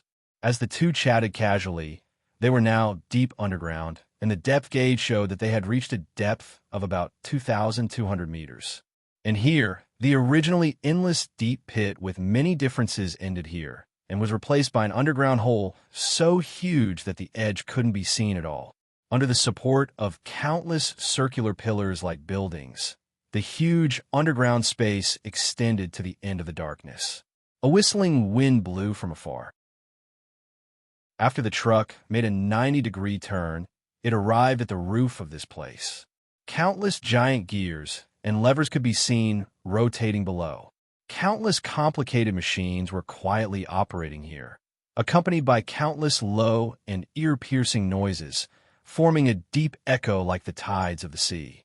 Compared to them, Huaishur felt that this truck was like a small insect, a bug that accidentally got into a huge machine. This is a bit difficult. He scratched his head. He sighed, because he felt the sudden crisis of death. Chapter 555. Amidst the noise, a mournful voice suddenly sounded. It sounded like countless pieces of iron scraping against the glass, and the weird sound that made one's teeth ache was rapidly approaching. In the rear compartment, the park guards in the armor raised a lantern in their hands and shone it at the weird sound that was rapidly approaching behind them. They saw dozens of pairs of scarlet eyes shining ferociously in the darkness. Countless pieces of iron pieced together to form a huge weird face. It was impossible to tell whether it was a human or a beast. Among the messy organs, there were more than a dozen huge blood-red crystals inlaid without any pattern. They were like eyes that were shining, revealing a crazy light that was almost condensed into a substance from them. In the roar, countless slender knife legs were beating the steel ceiling with all their might. The huge body that was crazily extending from the darkness seemed to have no end. It was entangled together, making one's scalp tingle. It was a huge steel centipede that was as big as a train. It was hard to imagine why such a monster was made of steel that looked like a living creature, or why it evolved into such a mechanical creation. As countless sawtooth-covered mouth parts opened, it burst out a cry like a baby crying. It screamed. It was just a scream, but it set off layers of air waves that rolled in the direction of the truck. Raymond's face turned green with fright. He stepped on the accelerator and turned the steering wheel fiercely, narrowly brushing past the edge of the straight sound wave.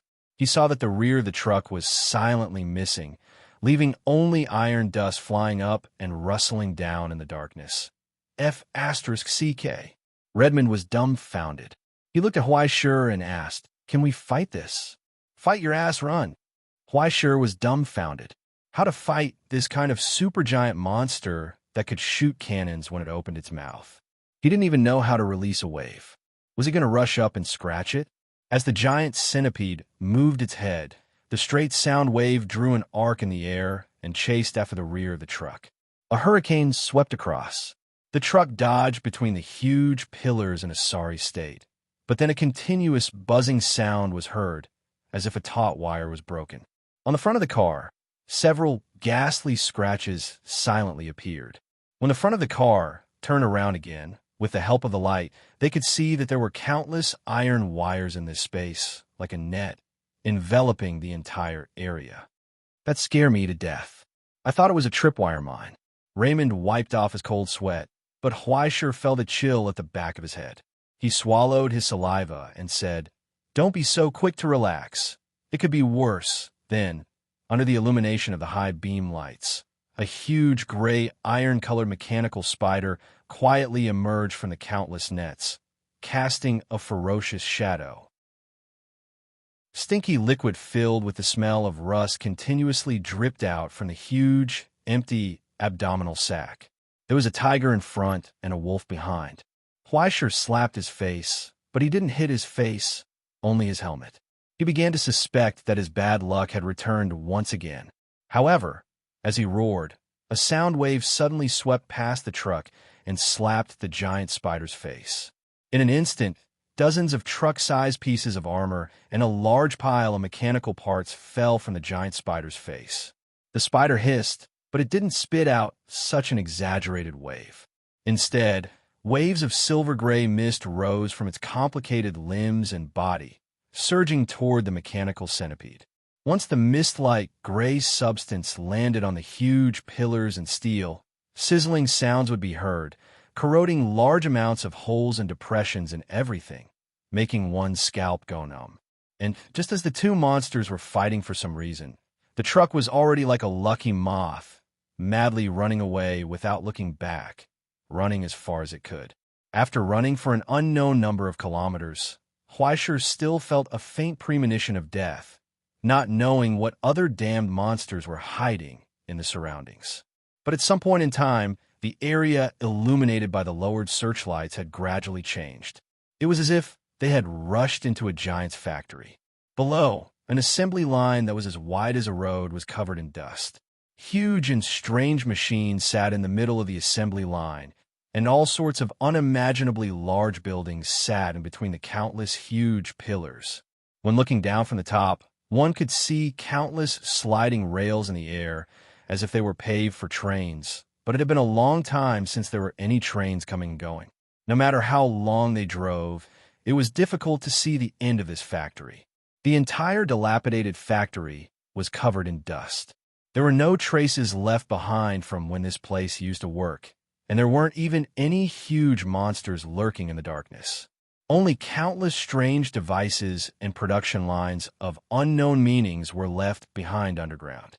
Where is this? Huaisher climbed out of the cockpit and looked down. He scanned the surroundings, but he couldn't see anything clearly. I think the depth is 2,572 meters. The location is probably between the D7 and D8 zones. Raymond nodded after confirming it several times. It should be within the range estimated by the Iron Crystal constellation. The branch control center's signal should be coming from around here. But where's the branch control center? Huaisher scratched his helmet and looked around blankly, unable to understand.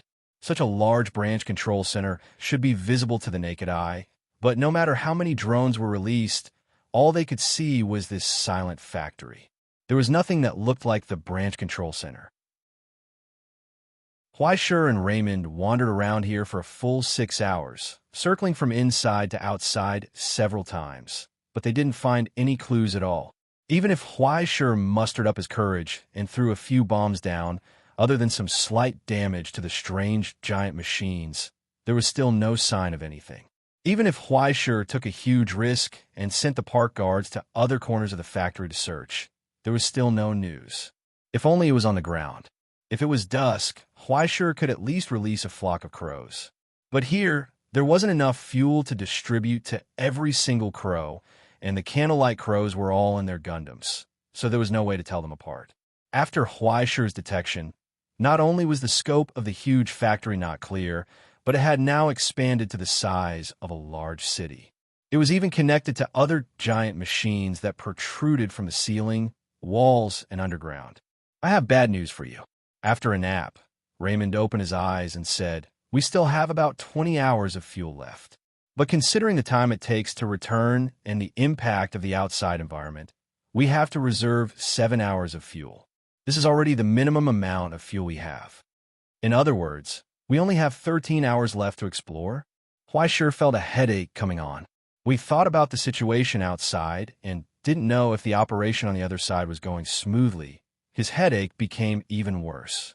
Still can't contact the Iron Crystal constellation? No, the power of the car transmitter is still too low. It can't penetrate the thickness of the ground. With so many curses in between, the original origin substance signal can't be used. The communication has basically been cut off. Huaisher wanted to pull out his hair even more. But just as he was at his wit's end, he saw a seed in the bottle that was thrown in the car quietly tremble, and a new sprout sprouted. His movements paused for a moment. "What's wrong?" Raymond asked. "It sprouted." Huaisher pointed at the seed in the bottle and frowned. "When I sent out the guards to explore, I had them bring some seeds out. Then after these seeds sprouted, they could form a miniature ecological network. You can think of it as me setting up a local area network here. Once any external data enters, I can immediately discover it." "Oh, an alarm, right?" Raymond thought for a long time and slapped his head. He had found the most direct way to understand it. Actually, that's right. Limited by his ability, Huaisher's vitality network couldn't provide too many changes. It had already taken him a long time to send a signal when it sensed the presence of an external species. Raymond's reaction was to immediately turn off the external lights. Then, he turned on the camouflage device, completely blocking the heat source of the car's engine and the light source from the inside. The entire car was stuck to the ceiling like dust. It was as if it had turned into stone. There was no more sound. Not long after, they heard the faint sound of an engine in the distance. The huge aircraft whizzed over, but there were countless small drones that were even faster than the aircraft. After searching around, they almost brushed past them. After circling around a few times, the large aircraft quickly landed. A sublimator from the Ivy League walked out with a wind lantern in hand. Behind him were two sublimators wearing the same armor. One is Bloodkiss, and the other is a newbie. I don't know him. Raymond whispered. The guy from Bloodkiss is the most insidious. Don't think that he's strong just because he's carrying a big gun. He's best at using curses and poisons. What are you laughing at? Nothing. I just thought of something funny.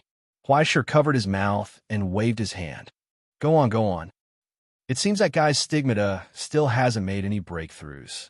The rank 3 stigmata of the Celtic family, Evil Eye, together with Gaze, can add a lot of curses and poisons to the enemy. People often die inexplicably while fighting with him. As for the other one, I don't know him. You have to be careful. Bloodkiss has a very bad temper. Those who can walk in front of him are most likely stronger than him. As for the equipment, let me see. The upgraded exploration formation and configuration. 6 motorcycles, 2 aircraft, 41 official members, and additional hellish groups, but it should still be Salamander. The number is conservatively estimated to be less than 70 to 80. If there are more, we won't be able to carry so much fuel for them as a reward. With Raymond, the traitor, all the configuration and tactics of the Eye of Nightmare were sold out by him. Moreover, he even provided more than 3 kinds of ambush tactics for Fleischer to choose from. When Fleischer asked him to help with the battle, this guy acted like a driver and refused to go to the battlefield, even if he was beaten to death. Don't force me. Raymond waved his hand shyly. After all, they're former colleagues. How can I do it? No, you were about to sell out all the details of your colleagues, just now. The two of them quickly stopped talking in a low voice. Through the binoculars, Fleischer saw that the Ivy League member, who was protected in the innermost part, opened the box and took out a huge glass jar from it. It was filled with amber liquid, and soaked in the liquid was a dead person's head. What's that? He narrowed his eyes and was about to take a closer look when he saw the Ivy League member shouting at the head in the jar, and the head opened its eyes. It opened its mouth. She began to sing. Chapter 556. Fleischer felt a wave of dizziness. The moment the head in the jar opened its mouth, he heard a low chant in his trance. It seemed to burst out from his soul with the opening and closing of her lips. The dizziness came suddenly, but then Fleischer woke up from this strange trance. Next to him, Raymond was already laughing foolishly, immersed in this strange melody. He even reached out to pull the joystick to start the truck. Fleischer raised his hand and slapped on his helmet, trying to wake him up. Fearing that this blow was not powerful enough, he even used the drummer's technique. Through the helmet, Fleischer's power suddenly exploded in the air inside and slapped on Raymond's face. It was like a slap in the face, causing him to twitch and smack his lips. Suddenly, he went from being intoxicated to being dull, revealing an ordinary expression. After a long time, he realized that he had just been bewitched. Then, his expression changed. He heard the sound of something breaking in the engine. In that strange song, his truck actually ignored his will and warmed up on its own, ready to start. Raymond's expression suddenly changed. He reached out and pressed on the dashboard, forcibly stopping the truck from starting on its own.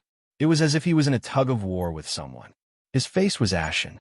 In the end, the disguise was not broken and their position was not exposed. But a violent roar burst out with the strange song. From all directions, heaven and earth shook violently, and countless huge pillars shook off dust. Ashes rose from the ground along with a hurricane that appeared out of thin air, rustling and dancing.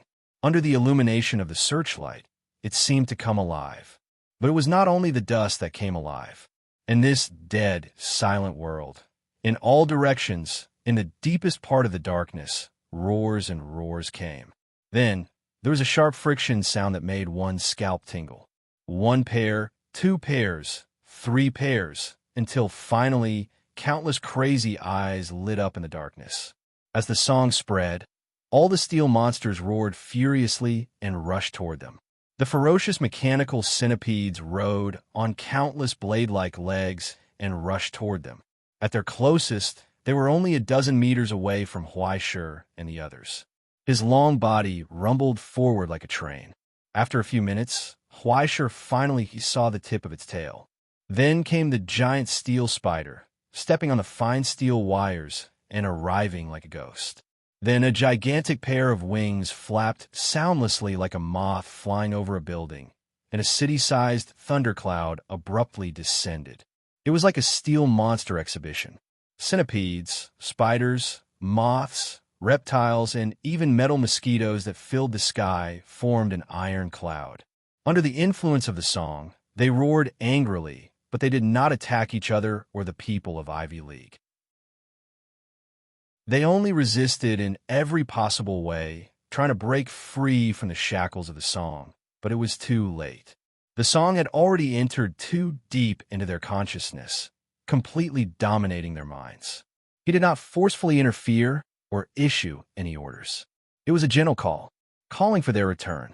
Accompanied by the sharp sound of metal rubbing against each other, the 10,000-ton giant gate slowly opened. The spasming mechanical centipede drilled into it, as if a component had returned to its original position. Then, the spider flung off its cumbersome legs and merged into the huge production line. In the sound of the gigantic pair of wings twisting, the moth fell from the sky, twitching and struggling, and fell into the huge jar that opened. Where it came from, where it went. When the giant monsters returned to their original positions one by one, the silent factory world was activated with a loud bang. Countless crisscrossing lights suddenly lit up, illuminating the dead underground world. The huge production line began to move slowly. Countless tiny indicator lights flashed in an orderly manner, restarting the huge production machinery. This place had come alive. In the jar, the human head finally closed its mouth, but its face instantly aged by dozens of years. Its hair was graying, and it was obvious that it had exhausted its strength. But there was no need for its power next, because the entire factory had begun to operate again. I see. On the driver's seat, the projection of the Grandmaster suddenly flashed, giving Huaishur a fright. It's just an emergency communication device. Don't be like an ignorant country bumpkin. The burly Grandmaster crossed his arms and glanced at Huaishur. Then, the illusory projection reached out and snatched the binoculars from Huaishur's hands. Then, he looked out the window.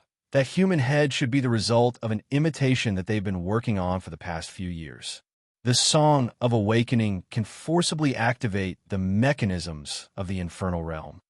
So, this is what's going on with this factory.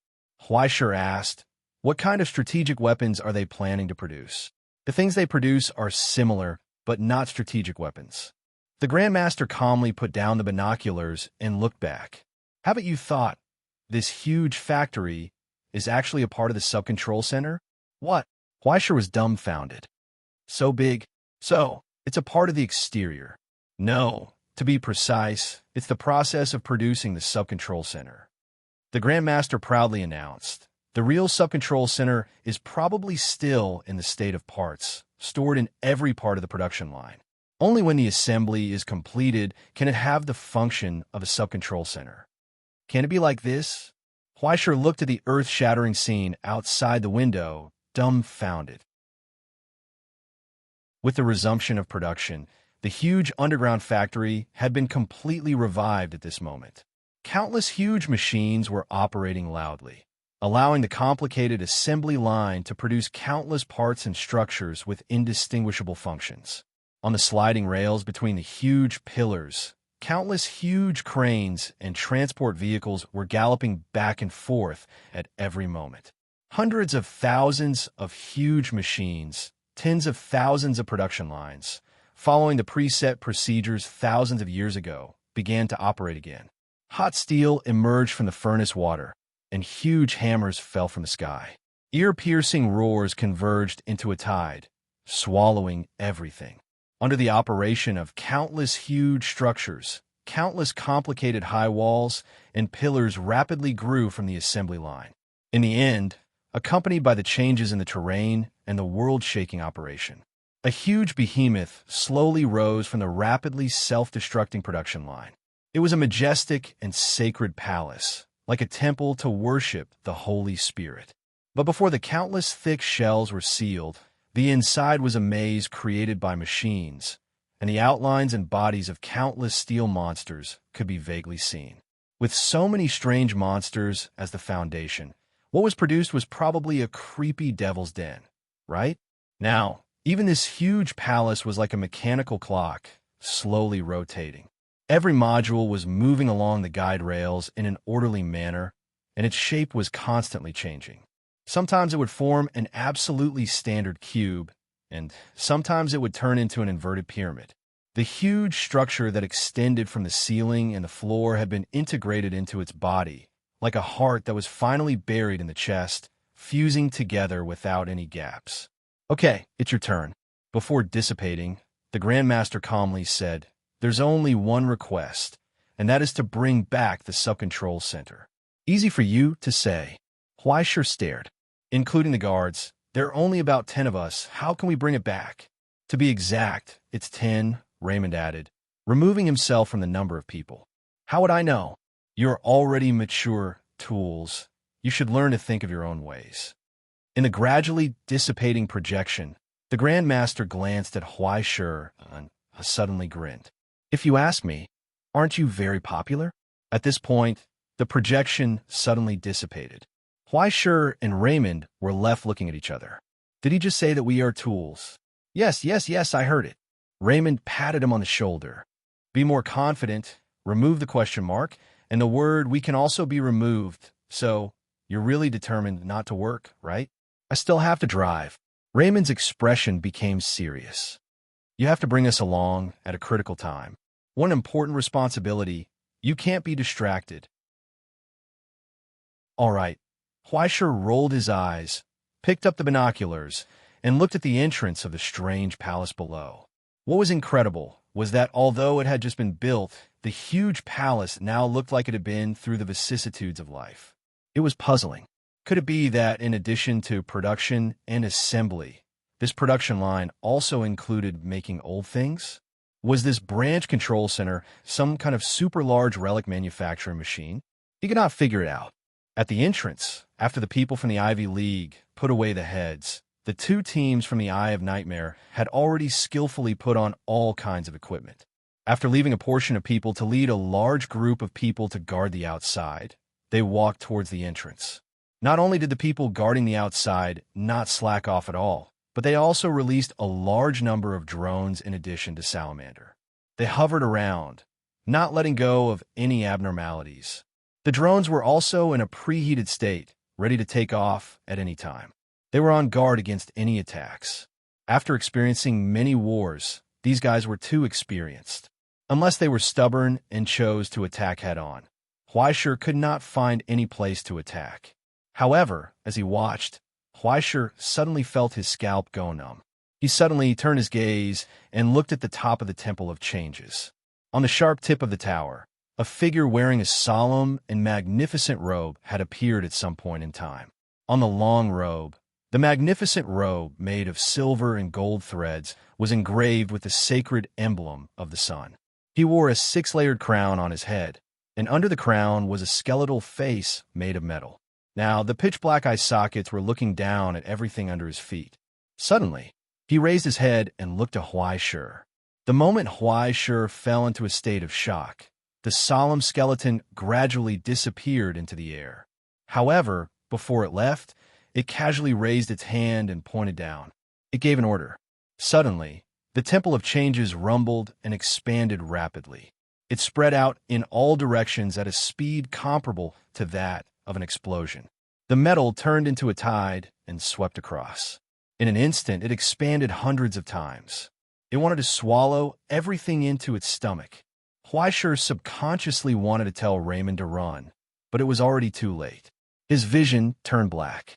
When he opened his eyes, he saw an unfamiliar ceiling, gorgeous reliefs, and countless murals. He even saw the soft carpet under him. This scene was too strange. It was as if a smoking man was beside him and saying, "You are the best among the newcomers this time." This was bad. Fleischer sucked in a breath of cold air and began to think carefully and rationally. Did IF *King transmigrate? Chapter 557. Did I transmigrate? After a brief moment of sluggishness, Fleischer pressed his aching head and touched his helmet. He subconsciously raised his hand and looked at the indicator on his wrist.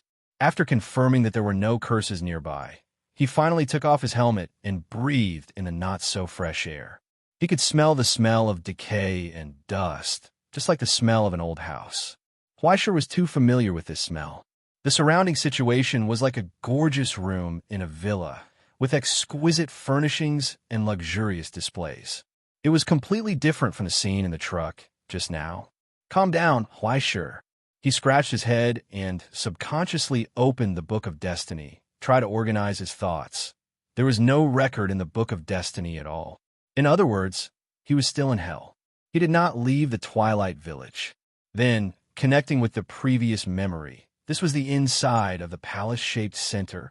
Recalling that cold figure, Fleischer suddenly realized something. Did that skeleton pull me into the branch control center with a flick of his finger?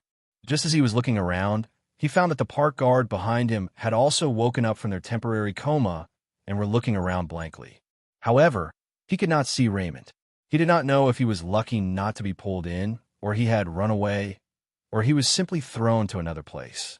According to the time, they had fainted and woke up less than 2 minutes ago. When Fleischer bent down and pressed her palm on the floor, she felt a faint rhythm. It was the sound of countless metals changing, the sound that the hand of confinement felt. There was no doubt that even at this moment, this huge palace was still constantly changing. This proved that Fleischer's judgment was not wrong. They were indeed already in the sub-control center. Fleischer suddenly breathed a sigh of relief. Very good. It seems that I have made a mistake. Wait, if that is the case. He pinched his chin and began to think.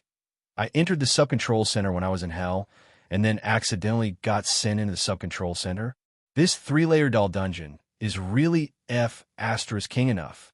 After thinking for a long time, he turned around and looked at the guards behind him. Do you have any leads? In the armor, the park guards looked at each other, then responded in unison. Holy! Fleischer nodded. Very good. I think so too. Thus, the park guards responded in unison. Holy! It seemed that he could no longer rely on these repeaters to give him advice. Or rather, Fleischer would be satisfied as long as the crows didn't go around flipping through the things on the iron crystal pedestal and picked up some random things for herself. 2 days ago, the purser came to Fleischer and said earnestly, "You've been in hell for a week, and more than half of the goldies that the Pharaoh Crystal members secretly brought up have been lost." As the direct race of the young arbiter of life's stigmata, there was no barrier between the crows of Candle and Fleischer. Fleischer could give an order as long as his mind moved. It only took less than 1 second for him to run wildly from a standstill to a mad dash. The burly Greater guards suddenly pounced forward, raised the large shield in their hands, and blocked the Bloodkiss's gunshot head-on. The Bloodkiss's luck was not as good as Fleischer's. This was because Fleischer's reaction was just a little faster than his by a little. The lightning reflexes brought about by the mountain ghost's 4 realizations allowed him to enter a calm state at any time and react as quickly as possible. Just like now, the moment Fleischer's finger pulled the trigger, the bullet had already flown out amidst Beelzebub's happy laughter. The alchemy bullet let out a roar that sounded like a cannon. It tore through the opponent's door lock like a hot knife through butter. It didn't stop or change direction at all. After it made a hole the size of a wash basin on the door, it directly hit Bloodkiss's chest. Then, the Bloodkiss flew out in midair. It was like a wooden stake hit by a cannon head-on. Fleischer could almost see the deformation of his armor bit by bit. Then, a layer of light appeared, forcibly blocking the bullet for a moment. Immediately afterward, as he landed on the ground, the armor covering his entire body quickly collapsed into iron sand. Was this a deliberate design? Huaishur suddenly understood. Using the design of self-destruction at the critical moment to block a sure death attack for the user, there was no time to think about it. The moment his heels landed, he suddenly lowered his body and stepped forward. The people who were faster than him were the park guards. Before Huaishur landed, the 3 guards at the front suddenly gathered together. The huge shields in their hands were put together. They ignored the narrow door frame in front of them and pushed forward. FBI, open the door. Accompanied by a thunderous roar, the fragile wall broke with a loud bang. Amidst the flying dust, the running park guards instantly crossed the corridor, smashed the wall, and smashed into the room opposite. In the room, as the blood kiss landed, the eyes of Nightmare, who had just raised their guard, did not have time to react before they saw the wall collapse. They also saw the huge shields that had merged together and pressed down on them like an iron wall.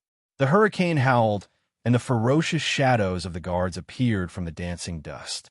Following closely behind, the modified Ratman who had pulled out the huge chain blade had already pulled out the string. Accompanied by the high-pitched sound of the chain blade spinning violently, it pounced on the opponents in the room. It was as if they had practiced this countless times. The cooperation between them was flawless. The surprise attack was completed in one go, and the fiery wind swept through all piracy. The roaring chain blade had already slashed down, causing a spray of blood. Some people who reacted quickly had already picked up their weapons and blocked the sudden slash. However, he saw the guard pull out a shotgun from his waist with his other hand and aim it at his face. He pulled the trigger. Boom! A rain of blood poured down. Amidst the roar, Huaishur's figure had already shot over like lightning. The hammer of pain in his hand spewed out flames, crushing the air and smashing it at Bloodkiss, who had just landed on the ground. In a hurry, the 2 heavy handles in Bloodkiss's hands suddenly joined together. Then, the sharp body of the gun shot out from it and aimed at Huaishur's face. At the last moment, he had won this short opportunity by perishing together with Huaishur. He bounced up from the ground, and a scarlet light suddenly shot out from his eyes and shone on Huaishur. Huaishur sneezed. He did not even stop moving. He aimed at Bloodkiss's face and slashed out with the Axe of Wrath. The unique skill that he was so proud of was actually useless. In an instant of shock, Bloodkiss raised the steel gun in his hand, wanting to block Huaishur's axe blade. However, under the burning anger on the axe blade, it was instantly defeated. Then, the axe blade went straight for his head. However, the crisis of death suddenly burst forth. From behind, the floor under Huaishur's feet suddenly cracked. Using U-steps, he moved 1 meter to the left without warning. Then, a bronze sword inlaid with golden stone teeth flew out and brushed past Huaishur's back. It stopped in midair. Wherever it passed, even the air was torn, producing sharp ripples. Marquette. It was one of the proudest weapons of the Aztec skinning warriors. Huaishur instantly turned around and stabbed the sword of virtue behind him. At this moment, the blade of the sword of virtue suddenly burst out with a burst of brilliance, as if it had met an old enemy. The brilliance actually tore apart the layer of mist around the attacker's body, revealing a graceful figure. Under the armor that also covered the body, the slender figure in armor took a step and jumped back like a cheetah, barely dodging the tip of the sword. Then, the figure became illusory, breaking through the air. It appeared in front of Huaishur without warning. There was no gap, and it did not leave any space for Huaishur to dodge. It was a nearly fatal stab. On the bronze sword, countless golden stone teeth shone brightly. Like a fierce beast, it opened its mouth, swallowed, and erupted with a terrifying gravitational force, pulling Huaishur towards death. Huaishur only felt a chill run down his spine. Countless phantoms suddenly separated from his body and shattered under the stone-edged sword's piercing.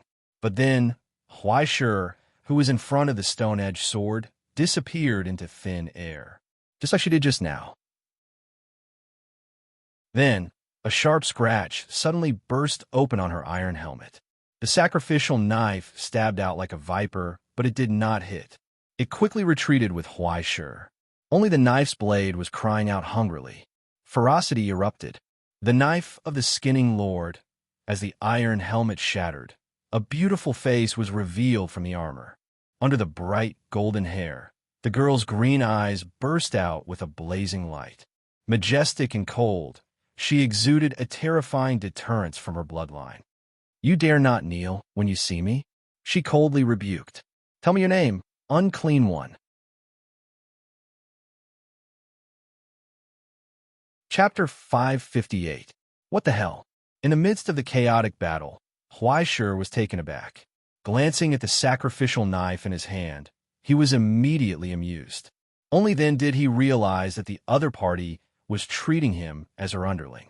After all, in the American lineage, the followers of the Lord of Skinning were a group of old foxes who could not be seen in public. The most famous of them were assassins who came out to do the dirty work. Among them, their best skill was to peel off the skin of the other party, then drape it over their body and disguise themselves as the other party. And the one in front of him, Huaishur glanced at the marquette that was originally misidentified as the standard weapon of the Skinning Templars. He could basically conclude that it was a rare stigmata relic, and the smoke surrounding her was probably a rare relic from the border. From the sense of death he felt from the other party, combined with the other party's hand just now, it was clear that this was a strong enemy. Combined with her arrogance just now, it could be concluded that her status in the American lineage was probably not low. Before you let others sign up, isn't it better to introduce yourself first?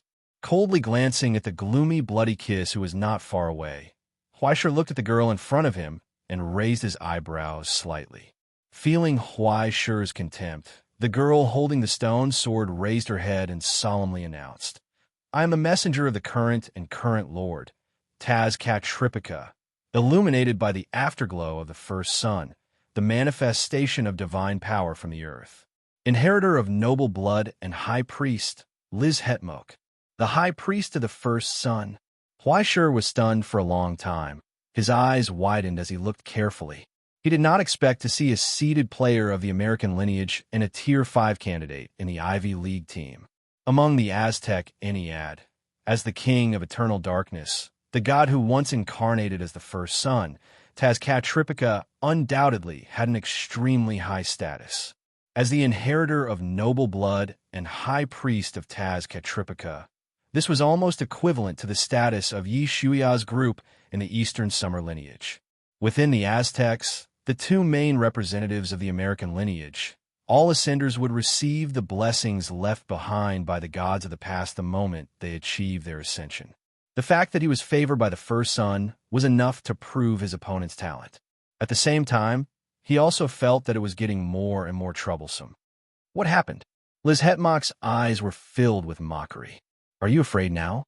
Since you've stolen this blade of the Skinning Lord from who knows where, you should know how to be respectful. If you surrender without a fight, I can give you preferential treatment on account of your pretty face." "No, you really don't know me." Huaishur was a little stunned as she pointed at herself. "You." Liz frowned. "Why should I know about you? What? Are you famous?" She had never heard of him before. For some reason, Huaishur suddenly felt a sense of defeat. Although being famous gave him a headache, he had to admit that he had always felt pretty good about it. Now that he had met someone he had never even heard of, Huaishur did not know what to do or how to deal with it. "Ha, woman, I have to admit that you've successfully attracted my attention." Bumpkin from the countryside, listen up. Just as Huaishur was about to speak, Beelzebub, who had been ignored by him all this time, suddenly jumped out of his backpack and said in a loud voice, "In front of you is Exine High's Chief Red Stick of the Astronomy Society, an action officer with an internal rating of S, a registered inspector, a prince of paradise, a legendary investigator, a calamity musician, the abyss cooking demon, the king of backstabbers, the source of the giant abyssal beast, Bahamut, the anointed one, the red idol road, the ivory tower's most popular new teacher of the year, the classical music lecturer, the overlord of scumbags, the scum of heroes, the traitor of traitors, Mr. Huaisher. Then, he shouted at the top of his lungs, "You're surrounded. You've already been surrounded. Hurry up and surrender." There was a sudden silence. Huaisher, Liz Hetmock, Bloody Kiss, Eye of Nightmare, Paradise Guards. Holy! Although they could not figure out what had happened, the guard did not care so much. No matter what happened, holiness was the end of it. Liz was stunned on the spot. She was shocked. He didn't expect the enemy in front of him to announce such a long list of titles. It seemed to be quite awe-inspiring and powerful. Although there seemed to be a few bad words mixed in, it seemed quite awesome. Could it be that the other party was really a big shot, and she had become a bumpkin after being isolated in the 9th campus for so many years? She looked at Bloody Kiss in confusion. "Don't listen to his nonsense," Bloody Kiss said with hatred. "How powerful is he with so many ridiculous titles? He's just a pretty boy." In just a short encounter, his team had suffered heavy losses, losing 16 people. Now, his hatred for Huaisher was almost overflowing. Liz was stunned when she heard this. She looked at Huaisher's face again, and her expression became serious and solemn. After a while, she nodded. "Yes, he is indeed quite good-looking." Bloody Kiss was stunned for a long time. His face was ashen, and he did not spit out a mouthful of blood. Who knew what kind of spring this Ivy League woman was in? "Hey, you should be called Huaisher, right?" Liz raised her head and said loudly, "Are you interested in coming to the Ivy League? I'm lacking an assistant. Seeing that you're quite skilled, I'll give you a chance." Huaisher showed a businesslike smile. "What a coincidence. If you're willing to come to the Ivory Tower, I'm still lacking a student." But unexpectedly, Liz seemed to be considering it. The Ivory Tower? She nodded. I wonder if, at that moment, the chill of the premonition of death hit him in the face. Without any warning, the bone-burying sanctuary suddenly exploded, and rolling darkness swept across. A blood-curdling scream followed closely behind. Bloody Kiss staggered back, and there was the sound of something breaking under the armor. In the end, a line of blood flowed down from the corner of his eyes, and the pair of eyes that were originally filled with evil light began to crack. The curse that had been secretly brewing for a long time was actually reflected back, bringing double the backlash. And Liz Hetmock's figure had already disappeared from the spot. Then, she fell from the sky, just like a falcon swooping down. The stone sword was filled with killing intent, and it slashed down again. There was almost no pause or warning. The moment she moved, Huaisher had already fallen into the cage of killing intent. Huaisher hurriedly retreated, using U-steps. However, when he steadied himself 10 meters away, the blade of the stone serrated sword was still hanging high above his head. In fact, it was already very close. Huaisher's pupils contracted. Damn it. Sneak attacks, backstabs, and sneak attacks all day long, but today he was actually hit by someone. He had almost failed miserably at such an easy task. The hammer of pain soared into the sky and smashed on the stone sword's blade. However, the sharp stone sword seemed to be condensed by something even more terrifying.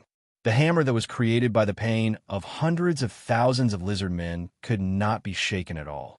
The huge force was deflected by an even bigger force. Huaisher's attack failed, and he seemed to have given up on resisting. However, in the shadow behind him, a sneaky old man suddenly appeared, holding a heavy pistol, and pointed it at Liz's face. Lord of the Flies, Trial Mode. Full release. The dark green crystal was instantly activated, and it set off a soul-shaking roar. The power that was enough to pierce through the double helix secret instrument's frame gathered together, and then suddenly spread out, almost covering Liz's entire body. It suddenly burst out. However, the smoke that surrounded Liz instantly condensed into a strange and terrifying mask, blocking the light of Lord of the Flies. The next moment, countless fine cracks appeared on the mask. However, the destructive light of judgment had actually turned around and returned. The sluggish old man was burned to ashes before he could react. Seizing this critical moment, Huaisher fiercely launched a counterattack. Brilliant flames condensed in his hand, and the tip of the spear that was wrapped in the fragrance of iris flowers whizzed out, and collided with the stone sword again. Triple drummer, thunderbolt. The floor under Huaishi's feet suddenly rippled and was torn apart by the huge force. Huaishi forced himself to use this move that he had not completely mastered, and his fingers were already cracking inch by inch. However, in the explosive roar, the spear wrapped in poison swung away the stone sword. Ignoring the wound on his arm, he stabbed towards Liz's chest, and his speed increased again, as if he had turned into a real thunderbolt. It pierced through Liz's chest. Unfortunately, he did not feel the joy of piercing through someone's heart. There was a strange flash. Once again, Liz Hurtmoke appeared in the distance. Before she could recover from her shock, the wound on her chest started to bleed green. She was heavily injured. Then, the spear of compassion dissipated in the air and was replaced by the sword of virtue. Huaishi rushed forward, step by step. He finally recognized the holy mark hidden in Liz's body. It was one of the 5 incarnations of the first sun, Tazika Tripoca, in the human world. The wind of impermanence, the leopard man, the smoke mirror, the magic eagle, and the magic eagle of the great sorcerers. It could also be called left hummingbird, the left hummingbird that led to the god of war, Visilobacatelli, the terrifying power that was not inferior to any other sorcerers of the same level. The strange and frequent flashes and the strange miracles attached to the stone sword were probably all the extensions of this holy mark. After the stone sword was severely damaged, she had been poisoned, and the mask that protected her body was on the verge of breaking. She was at her weakest state. At this time, Huaishi did not have any thoughts of showing mercy to her. Instead, he stared at her neck and felt an indescribable desire to kill. Such a strong enemy should be given the highest level of respect in such a resolute way. In the blink of an eye, Liz didn't retreat at all. Instead, she revealed an almost fanatical smile on her blood-stained face. The stone sword in her hand roared, and with the help of the holy mark, the shadow of a curved snake's staff faintly appeared. She left the serious injury behind. She did not retreat a single step and brazenly attacked Huaishi. Before that, a violent shock covered everything. The world was spinning. The whole world seemed to have suddenly turned 180 degrees, and countless mechanical modules suddenly appeared in the ruined room. With this violent change, a thick iron wall fell from the sky and isolated the 2 sides in an instant. The operation was violent. At this time, the huge palace unexpectedly ushered in another change. Damn it! Liz roared, and the burning stone sword suddenly slashed down and tore a gap in the wall. But except for the rapidly changing room and countless operating machines, she could not find Huaishi. Come back!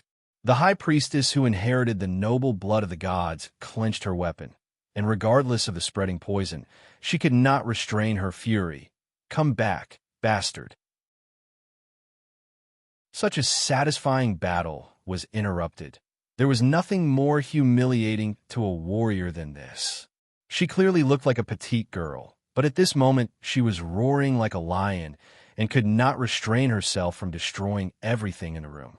Only after several rooms were smashed into ruins did she stop. She roared towards the ceiling several times and finally calmed down. Her footsteps paused slightly, and she held the dimmed sword, gasping for breath. Under the suppression of the holy mark, the dark green poison that had spread to her neck could no longer spread, and she needed treatment. Don't worry, Miss Liz, why get angry because of a dying person? Schwellen walked forward and looked down at the remaining drops of blood on the floor, and suddenly sneered. That was the blood left by Huaishi. It was also a necessary material and condition for the blood curse. Although ordinary poisons and curses were ineffective, the power of the evil I was not limited to that. Even if it could not be seen, it still had the power to torture a 4th-order ascendant. A cold wind suddenly rose. His eyes lit up with a dark green, gloomy light. Then he bent down, pulled out a dagger, and scooped up the drop of blood on the floor. Pretty boy, this is your last mistake before you die. Chanting an incantation from hell, he stretched out his tongue that was full of vicious incantations and swallowed the drop of blood into his stomach. As if he was swallowing a fresh life, He let out a carefree moan. He completed the last step of the curse. In the gradually rising, terrifying malice, Xuewen could not help but grin. He's already dead.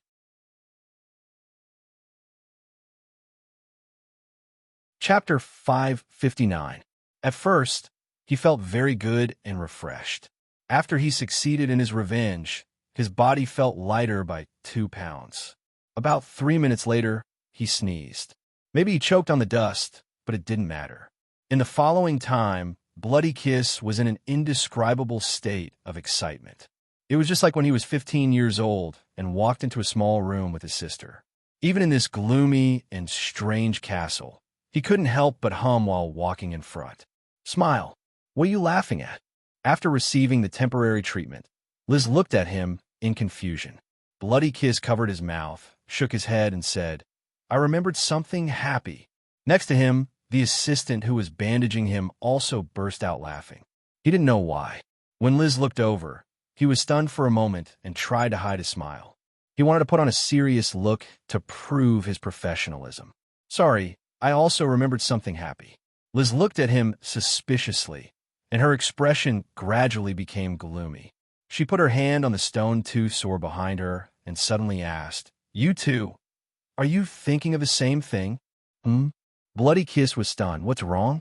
No, Ms. Liz, we are not making fun of you. He was a little anxious and sneezed again. Then he saw a few Ivy League people's expressions become ugly. Those people took a few steps back and put their hands on their weapons. Wait a minute. Is there any misunderstanding? He raised his hands to show that he was harmless and took a step forward to explain, but he saw Liz waving her hand and drawing a straight line on the ground with her stone-toothed sword. Just there, Liz's expression was cold. Sit down. Samson, don't come any closer. What's wrong? Why are you suddenly so serious? Bloody Kiss was stunned for a long time and couldn't help but laugh. He couldn't stop laughing. Soon, he saw the assistant's horrified expression. That person staggered back in disbelief. On the assistant's face, between his mouth and nose, a layer of dark green mycelium quietly stretched out. Hey, your face. Bloody Kiss frowned and tried to hide his smile. What's wrong with your face? The assistant's face became paler and paler. He moved back and almost fell into the corner. Your face is the problem. Xueshi was stunned in place. Subconsciously, he pulled out the knife from his boot. Instantly, the smooth blade of the knife illuminated the perverted and excited face. He was trying hard to frown, but he could not restrain his smile, as well as countless mycelium wriggling out of the eyes, ears, mouth, and nose like living creatures. All sorts of colors. Red, green, blue, white, black, and red, red, red, red, red. He stiffly moved his mouth, only to see a crack open on his gradually numb face. From behind the crack, some kind of dark liquid seemed to be wriggling, mixed with his blood, and seeped out bit by bit. Like a nightmare, it quickly evaporated, forming a faint black smoke. Meanwhile, under the fingernail of his hand that was holding the dagger, strands of mycelium quickly grew out and wrapped around the blade of the dagger, causing it to rapidly decay and shatter. On the gradually decaying blade, the last thing that was reflected was his shattered eyes. That pair of terrifying evil eyes was filled with abnormal excitement, but now it was almost bursting with light like the scorching sun. Countless bubbles of color emerged from the light and rapidly multiplied. In the end, even that pair of eyes could not contain it. The eyes swelled and cracked, turning into an illusionary mist, rising from the shattered eyes. What is going on? Involuntarily, Bloody Kiss screamed, Save me! Save me! The skin that had lost its flexibility was like leather that failed to be tanned. As he moved, it made a small cracking sound and cracked inch by inch. Under the broken skin, countless mycelium and black blood flowed out, dripping sticky. In the blood, strands of dark ink-like color were rapidly spreading, wriggling, condensing into a bead shape from the pool of blood. It unbelievably broke away from the blood and gravity, floating in the air. One drop after another, as dark as the night. It was like a nightmare with no end in sight.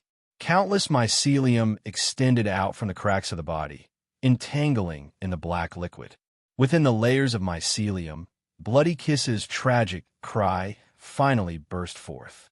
As his blood boiled, countless origin substances that had been infected by nightmares completely corroded the deformed sacred mark.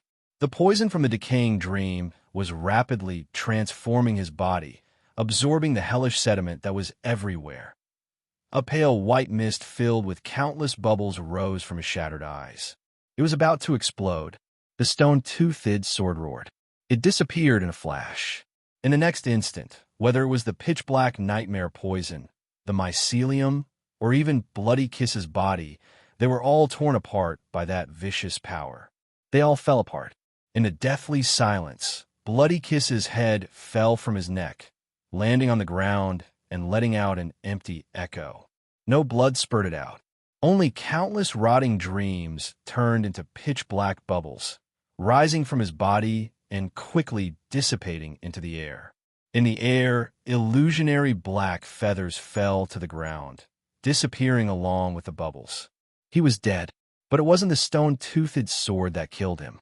Long before that, his sacred mark had been corroded by the abyssal poison, forming a rotting dream filled with malice and resentment.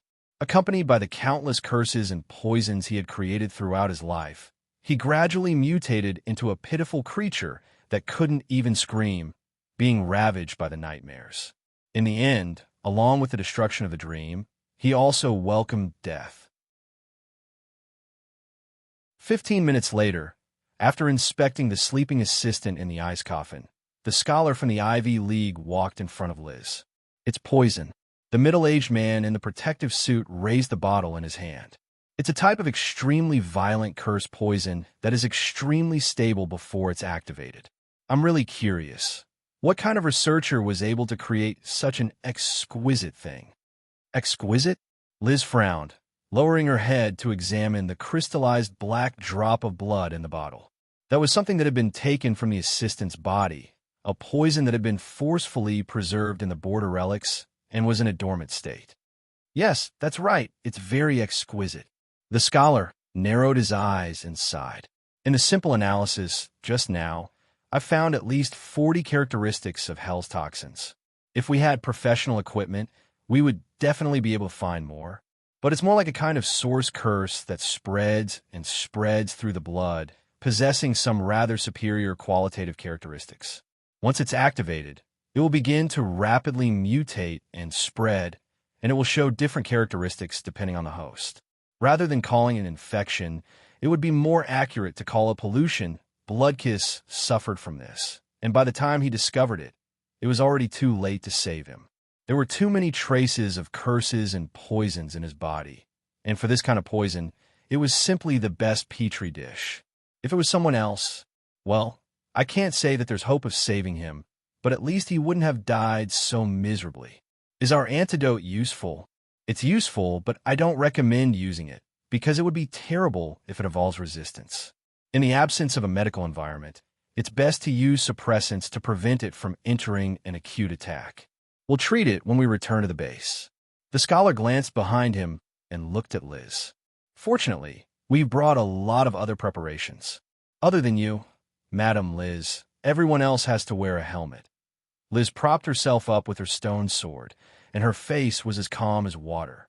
"Is there any other bad news? You could tell me all at once." "The drone sent out has lost its signal. Our gut diviner has performed 2 divinations, but there were no results.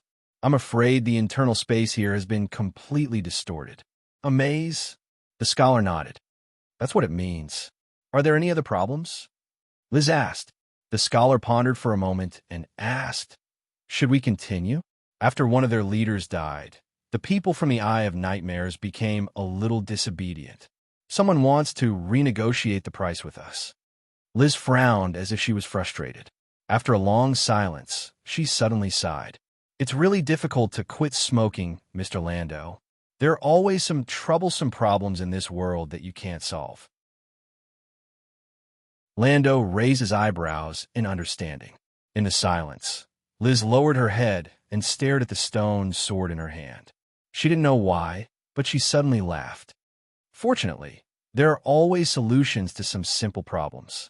15 minutes later, they continued forward.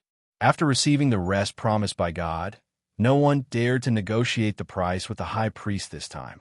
Huaisher saw Chandra again, just as he was walking in this intricate maze, between a fork filled with dead silence and decadence.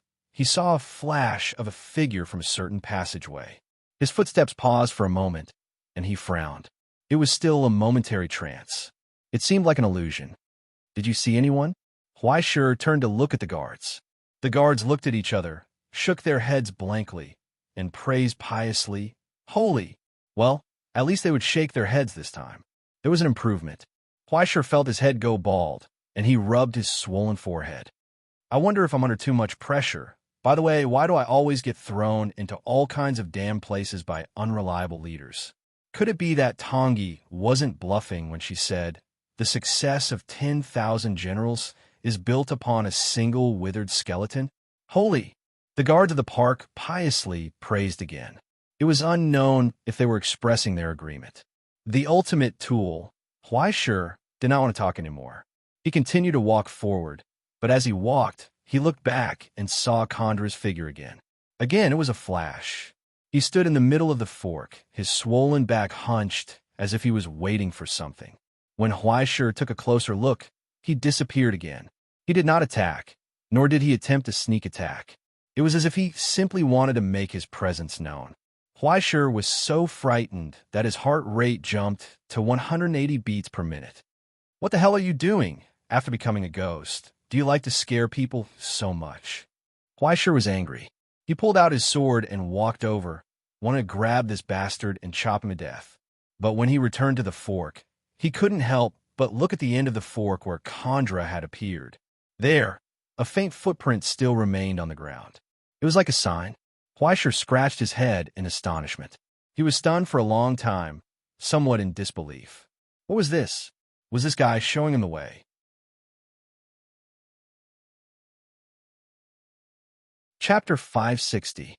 That guy must have some complaints, right?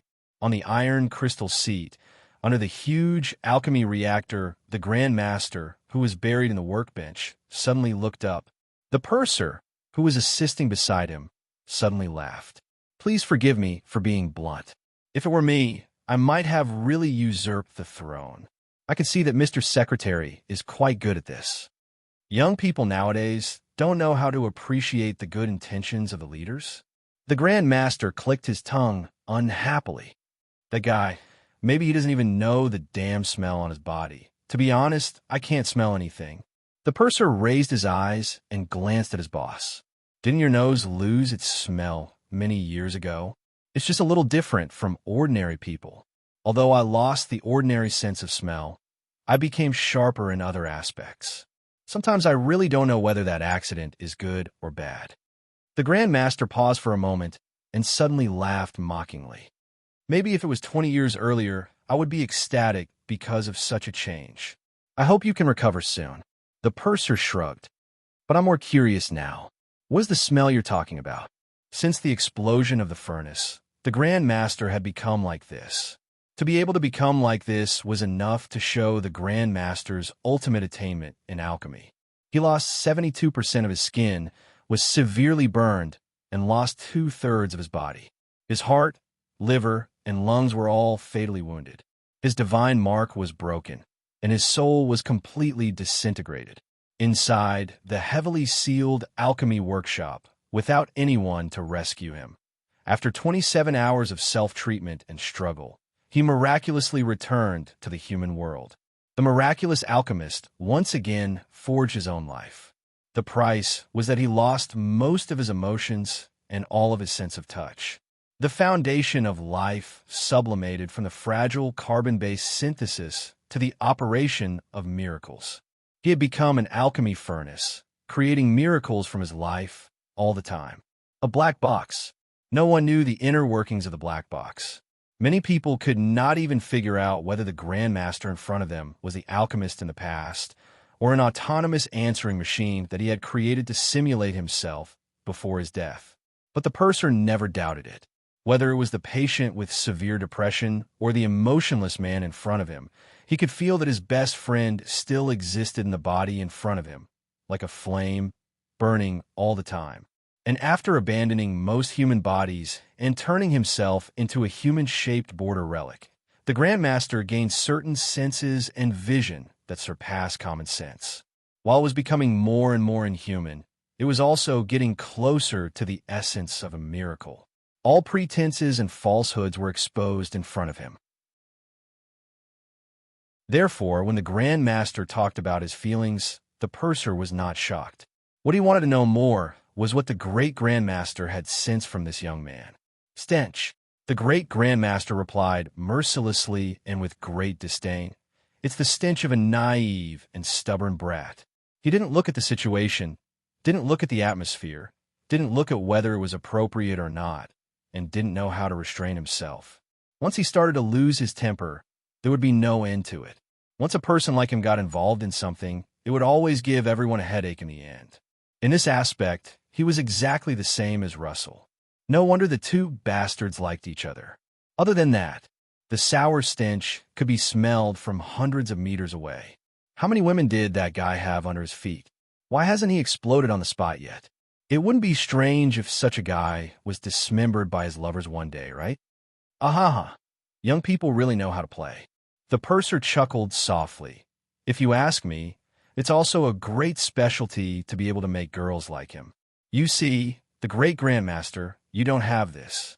The great Grandmaster raised his eyes and glared at him. The purser shrugged indifferently and was not afraid at all. We've been partners for so many years.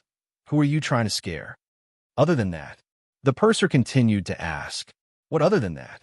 To be envied by the great Grandmaster, he shouldn't only have such advantages as idealism and good luck with women, right?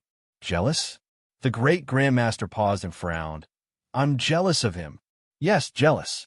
The purser raised his eyes and looked at him seriously. If you ask me, after so many years, I have seen many people who made you angry, but to make you feel envious and unhappy from the bottom of your heart. This is the first time I've seen someone who made you feel envious and unhappy. Is it because I'm old and dim-sighted, sir, or did I misunderstand something? After staring at him for a long time, the great Grandmaster finally snorted helplessly. Isn't your nose much more sensitive than mine? Thanks for the compliment. The purser asked with a smile. Then what's the answer? Bitter.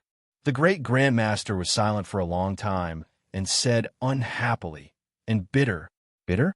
Yes, it's different from the miserable bitter almond taste and the bitter taste of torture. It's a rare bitter taste, like the last taste of poison. After so many years, the purser still could not get used to the great Grandmaster's wonderful analogy, and it was difficult for him to understand what he meant. That taste is not his own. It's a gift left by something else, like a hope placed on him. But what they left is completely different from hope, and it's also completely different from despair. The great Grandmaster pondered for a long time and said softly, If I have to say, it's release, right? The purser was puzzled. Yes, release and in, that's it. That's it. That little bastard did not know what he did and how many people or monsters he killed, but those people were very grateful to him before they died, without any resentment. Speaking of this, the great Grandmaster sneered. I'm afraid he doesn't know how terrifying his attraction to hell creatures is. For those who are desperate for an end, he's like a savior and a blessing. Since the first time I saw him, I understood Russell's meaning. Since that old bastard is not afraid that his heir will fall into the abyss, why should I think too much? After a short silence, the purser looked at the great Grandmaster in shock. Is this a tacit, dirty deal between the higher-ups?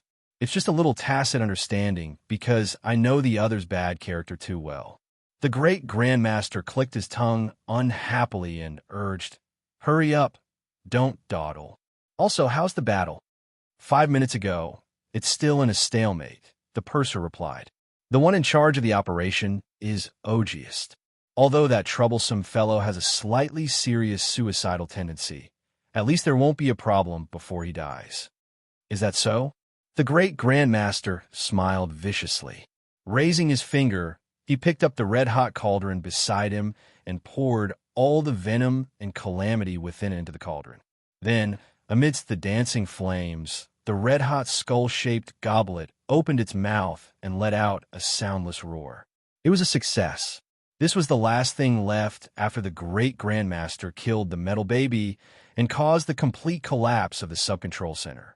After peeling off all the insignificant foreign objects and things stored above, what was left was the most essential function of the sub-control center.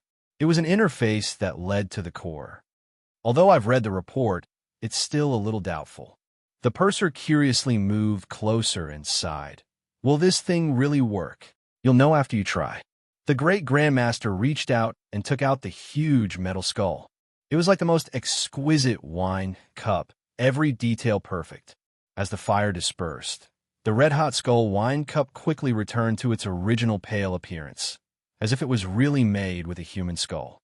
However, in the originally empty cup, drops of scarlet liquid slowly seeped out, emitting a fragrance like a peerless wine. Anyone who knew the inside story could not help but take a few steps back, as if they were facing a great enemy, afraid that a little bit of the liquid would splash on them. The great Grandmaster held the wine cup and pondered for a long time. Suddenly, he showed a disturbing smile. I remember there's still Huaishir's blood sample here. Give it to me, I'll add a little more. Those are all good things. Not long after, a tube of 20 milliliters of blood was sprinkled into the cup, making the wine in the cup boil instantly. But soon, the scarlet liquid that had turned into a pitch-black liquid unbelievably recovered its clarity. It was colorless and transparent, and no fragrance floated out from it. Only countless dreamlike bubbles kept rising from it, touching the air and breaking silently. The dream in it disappeared without a trace. It seemed to be some kind of carbonated drink that was similar to happy water and could also make people happy. Send a signal to Auguste. The great Grandmaster held the wine cup and suddenly said, "Tell him that a storm is coming." The purser turned and left in a hurry. Soon, he came back again and nodded solemnly to the great Grandmaster. There's only day and night. Isn't it lonely? In the dead silence, the great Grandmaster raised the wine cup, as if toasting to an invisible thing, and smiled coldly. Let's add something here. He flipped his wrist. All the liquid in the cup was poured out. Almost endless sweet wine emerged from the cup, fell down with the great Grandmaster's action, and disappeared in the air inconceivably. No place could be seen anymore. Instead, there were vibrations and roars coming from outside the iron crystal. That was the sky. At this moment, under the dim light of dusk, clouds suddenly appeared out of nowhere, shrouding this land that had been dry for thousands of years. Thunder rumbled, playing the heavenly drum. A hurricane began to sweep through the air, and then a gloomy chill shrouded everyone's heart with the rapid growth of the clouds. The great Grandmaster pressed the remote control of hell. The storm came as expected. It was the last day of the month, and I finally finished writing. I began to read the event posts, trying to announce the results and rewards after dinner.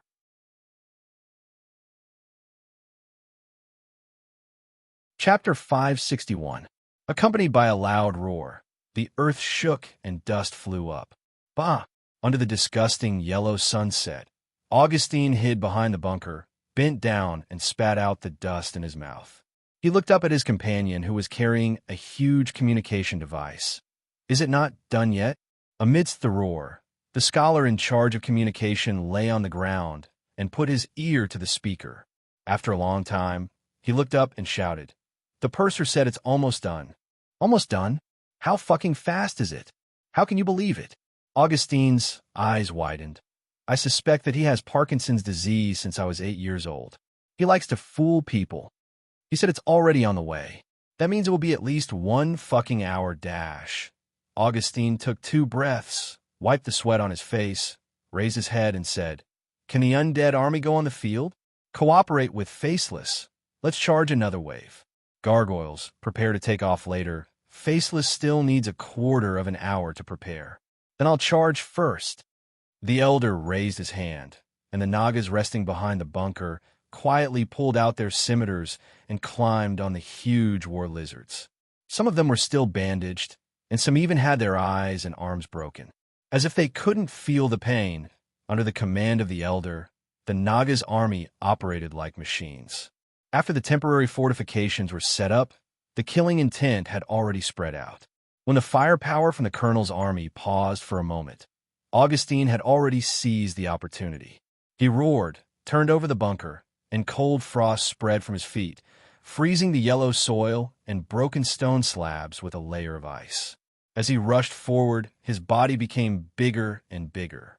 A layer of sharp ice armor had already formed on his tall and sturdy body, and two long, meandering horns had already unfurled from the armor. In his hand, the originally ordinary walking stick was also rapidly covered in a layer of frost, and a sharp blade grew out from it. He took the lead in attracting most of the firepower and rushed to the center of the battlefield, where the firepower was the fiercest. But then his body flickered out of thin air. He actually swept past the intersecting firepower, crossed a distance of hundreds of meters, and appeared in the middle of the colonel's army, and swept his strange sword. In the rain of blood, several soldiers at the front were the first to be cut in half. The combination of the Tier 3 frost giants and the traveler's staff, which allowed players to teleport, resulted in massive casualties. However, after causing a disturbance, Ogius did not dare to stay for long. After using all his strength to leave behind a wave of spreading cold waves, he retreated and reappeared in the distance once again. He had used up all of his origin substance and was on the verge of collapsing. Behind him, the ice-crowned star left behind by the frost giant slowly spread out. Wherever it passed, even the air was completely frozen. However, the terrifying cold quickly dissipated under the high temperature. Hundreds of salamanders rose into the sky. After extracting a large amount of fuel for temporary strengthening, the flames of this group of salamanders were already twice the size of ordinary people. The figures among them had even faintly solidified, leaving behind burning flames wherever they passed. The Ivy League spared no expense. All 4 salamander settlements affiliated with the Eye of Nightmare had been hired. Now, only 2 settlements were on the battlefield. As the main force of the attack, they had caused great damage to the Ivory Tower from the beginning until now. Many of the peripheral defensive facilities had been broken under their fierce attacks.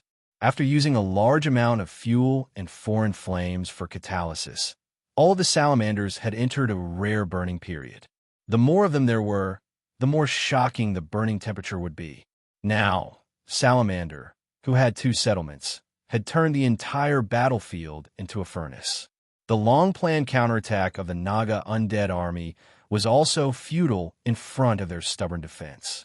The gargoyles that rose into the sky only had time to detect the situation.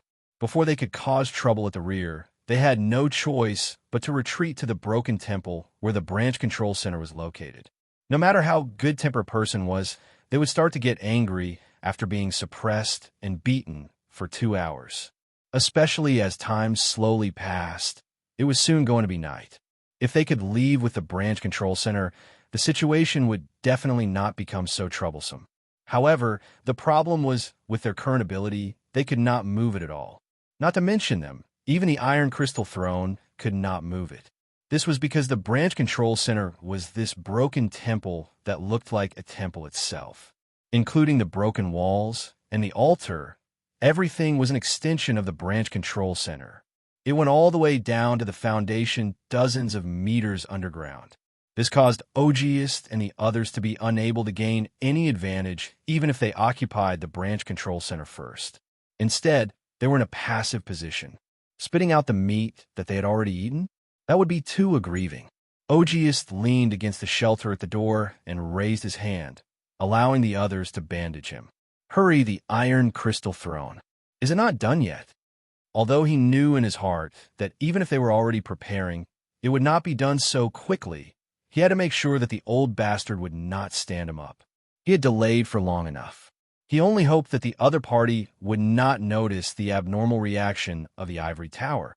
Something doesn't feel right. In the temporary fortress, The colonel put down the binoculars in his hand and frowned. The ivory tower's reaction is too slow. It's too simple. Is this not good? Old man panned along asked. I can't see anything. Is there something wrong? No, it's just weird. It's too passive. The colonel frowned and looked at the image on the monitor screen. His expression became more and more serious. Although I don't know what they're doing, I think they might be stalling for time. Are you confident? It's hard to say. The colonel shook his head. It's just a guess. Then let's end it quickly. Pandalong made the decision first. Since the other party is passive, then we don't have to wait until nightfall. Take it down now to avoid any more problems.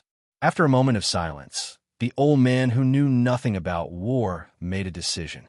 Didn't the number 7 fusion beast was sent to the front line? Let's use that one. The colonel was stunned. Are you sure? That thing is not done yet, right? We have to try. Pandalong said. If we always have scruples, we won't be able to show our skills. Besides, even if we don't use it, won't the ivory tower be on guard against us? I'll take all the responsibility. You just have to give it a try.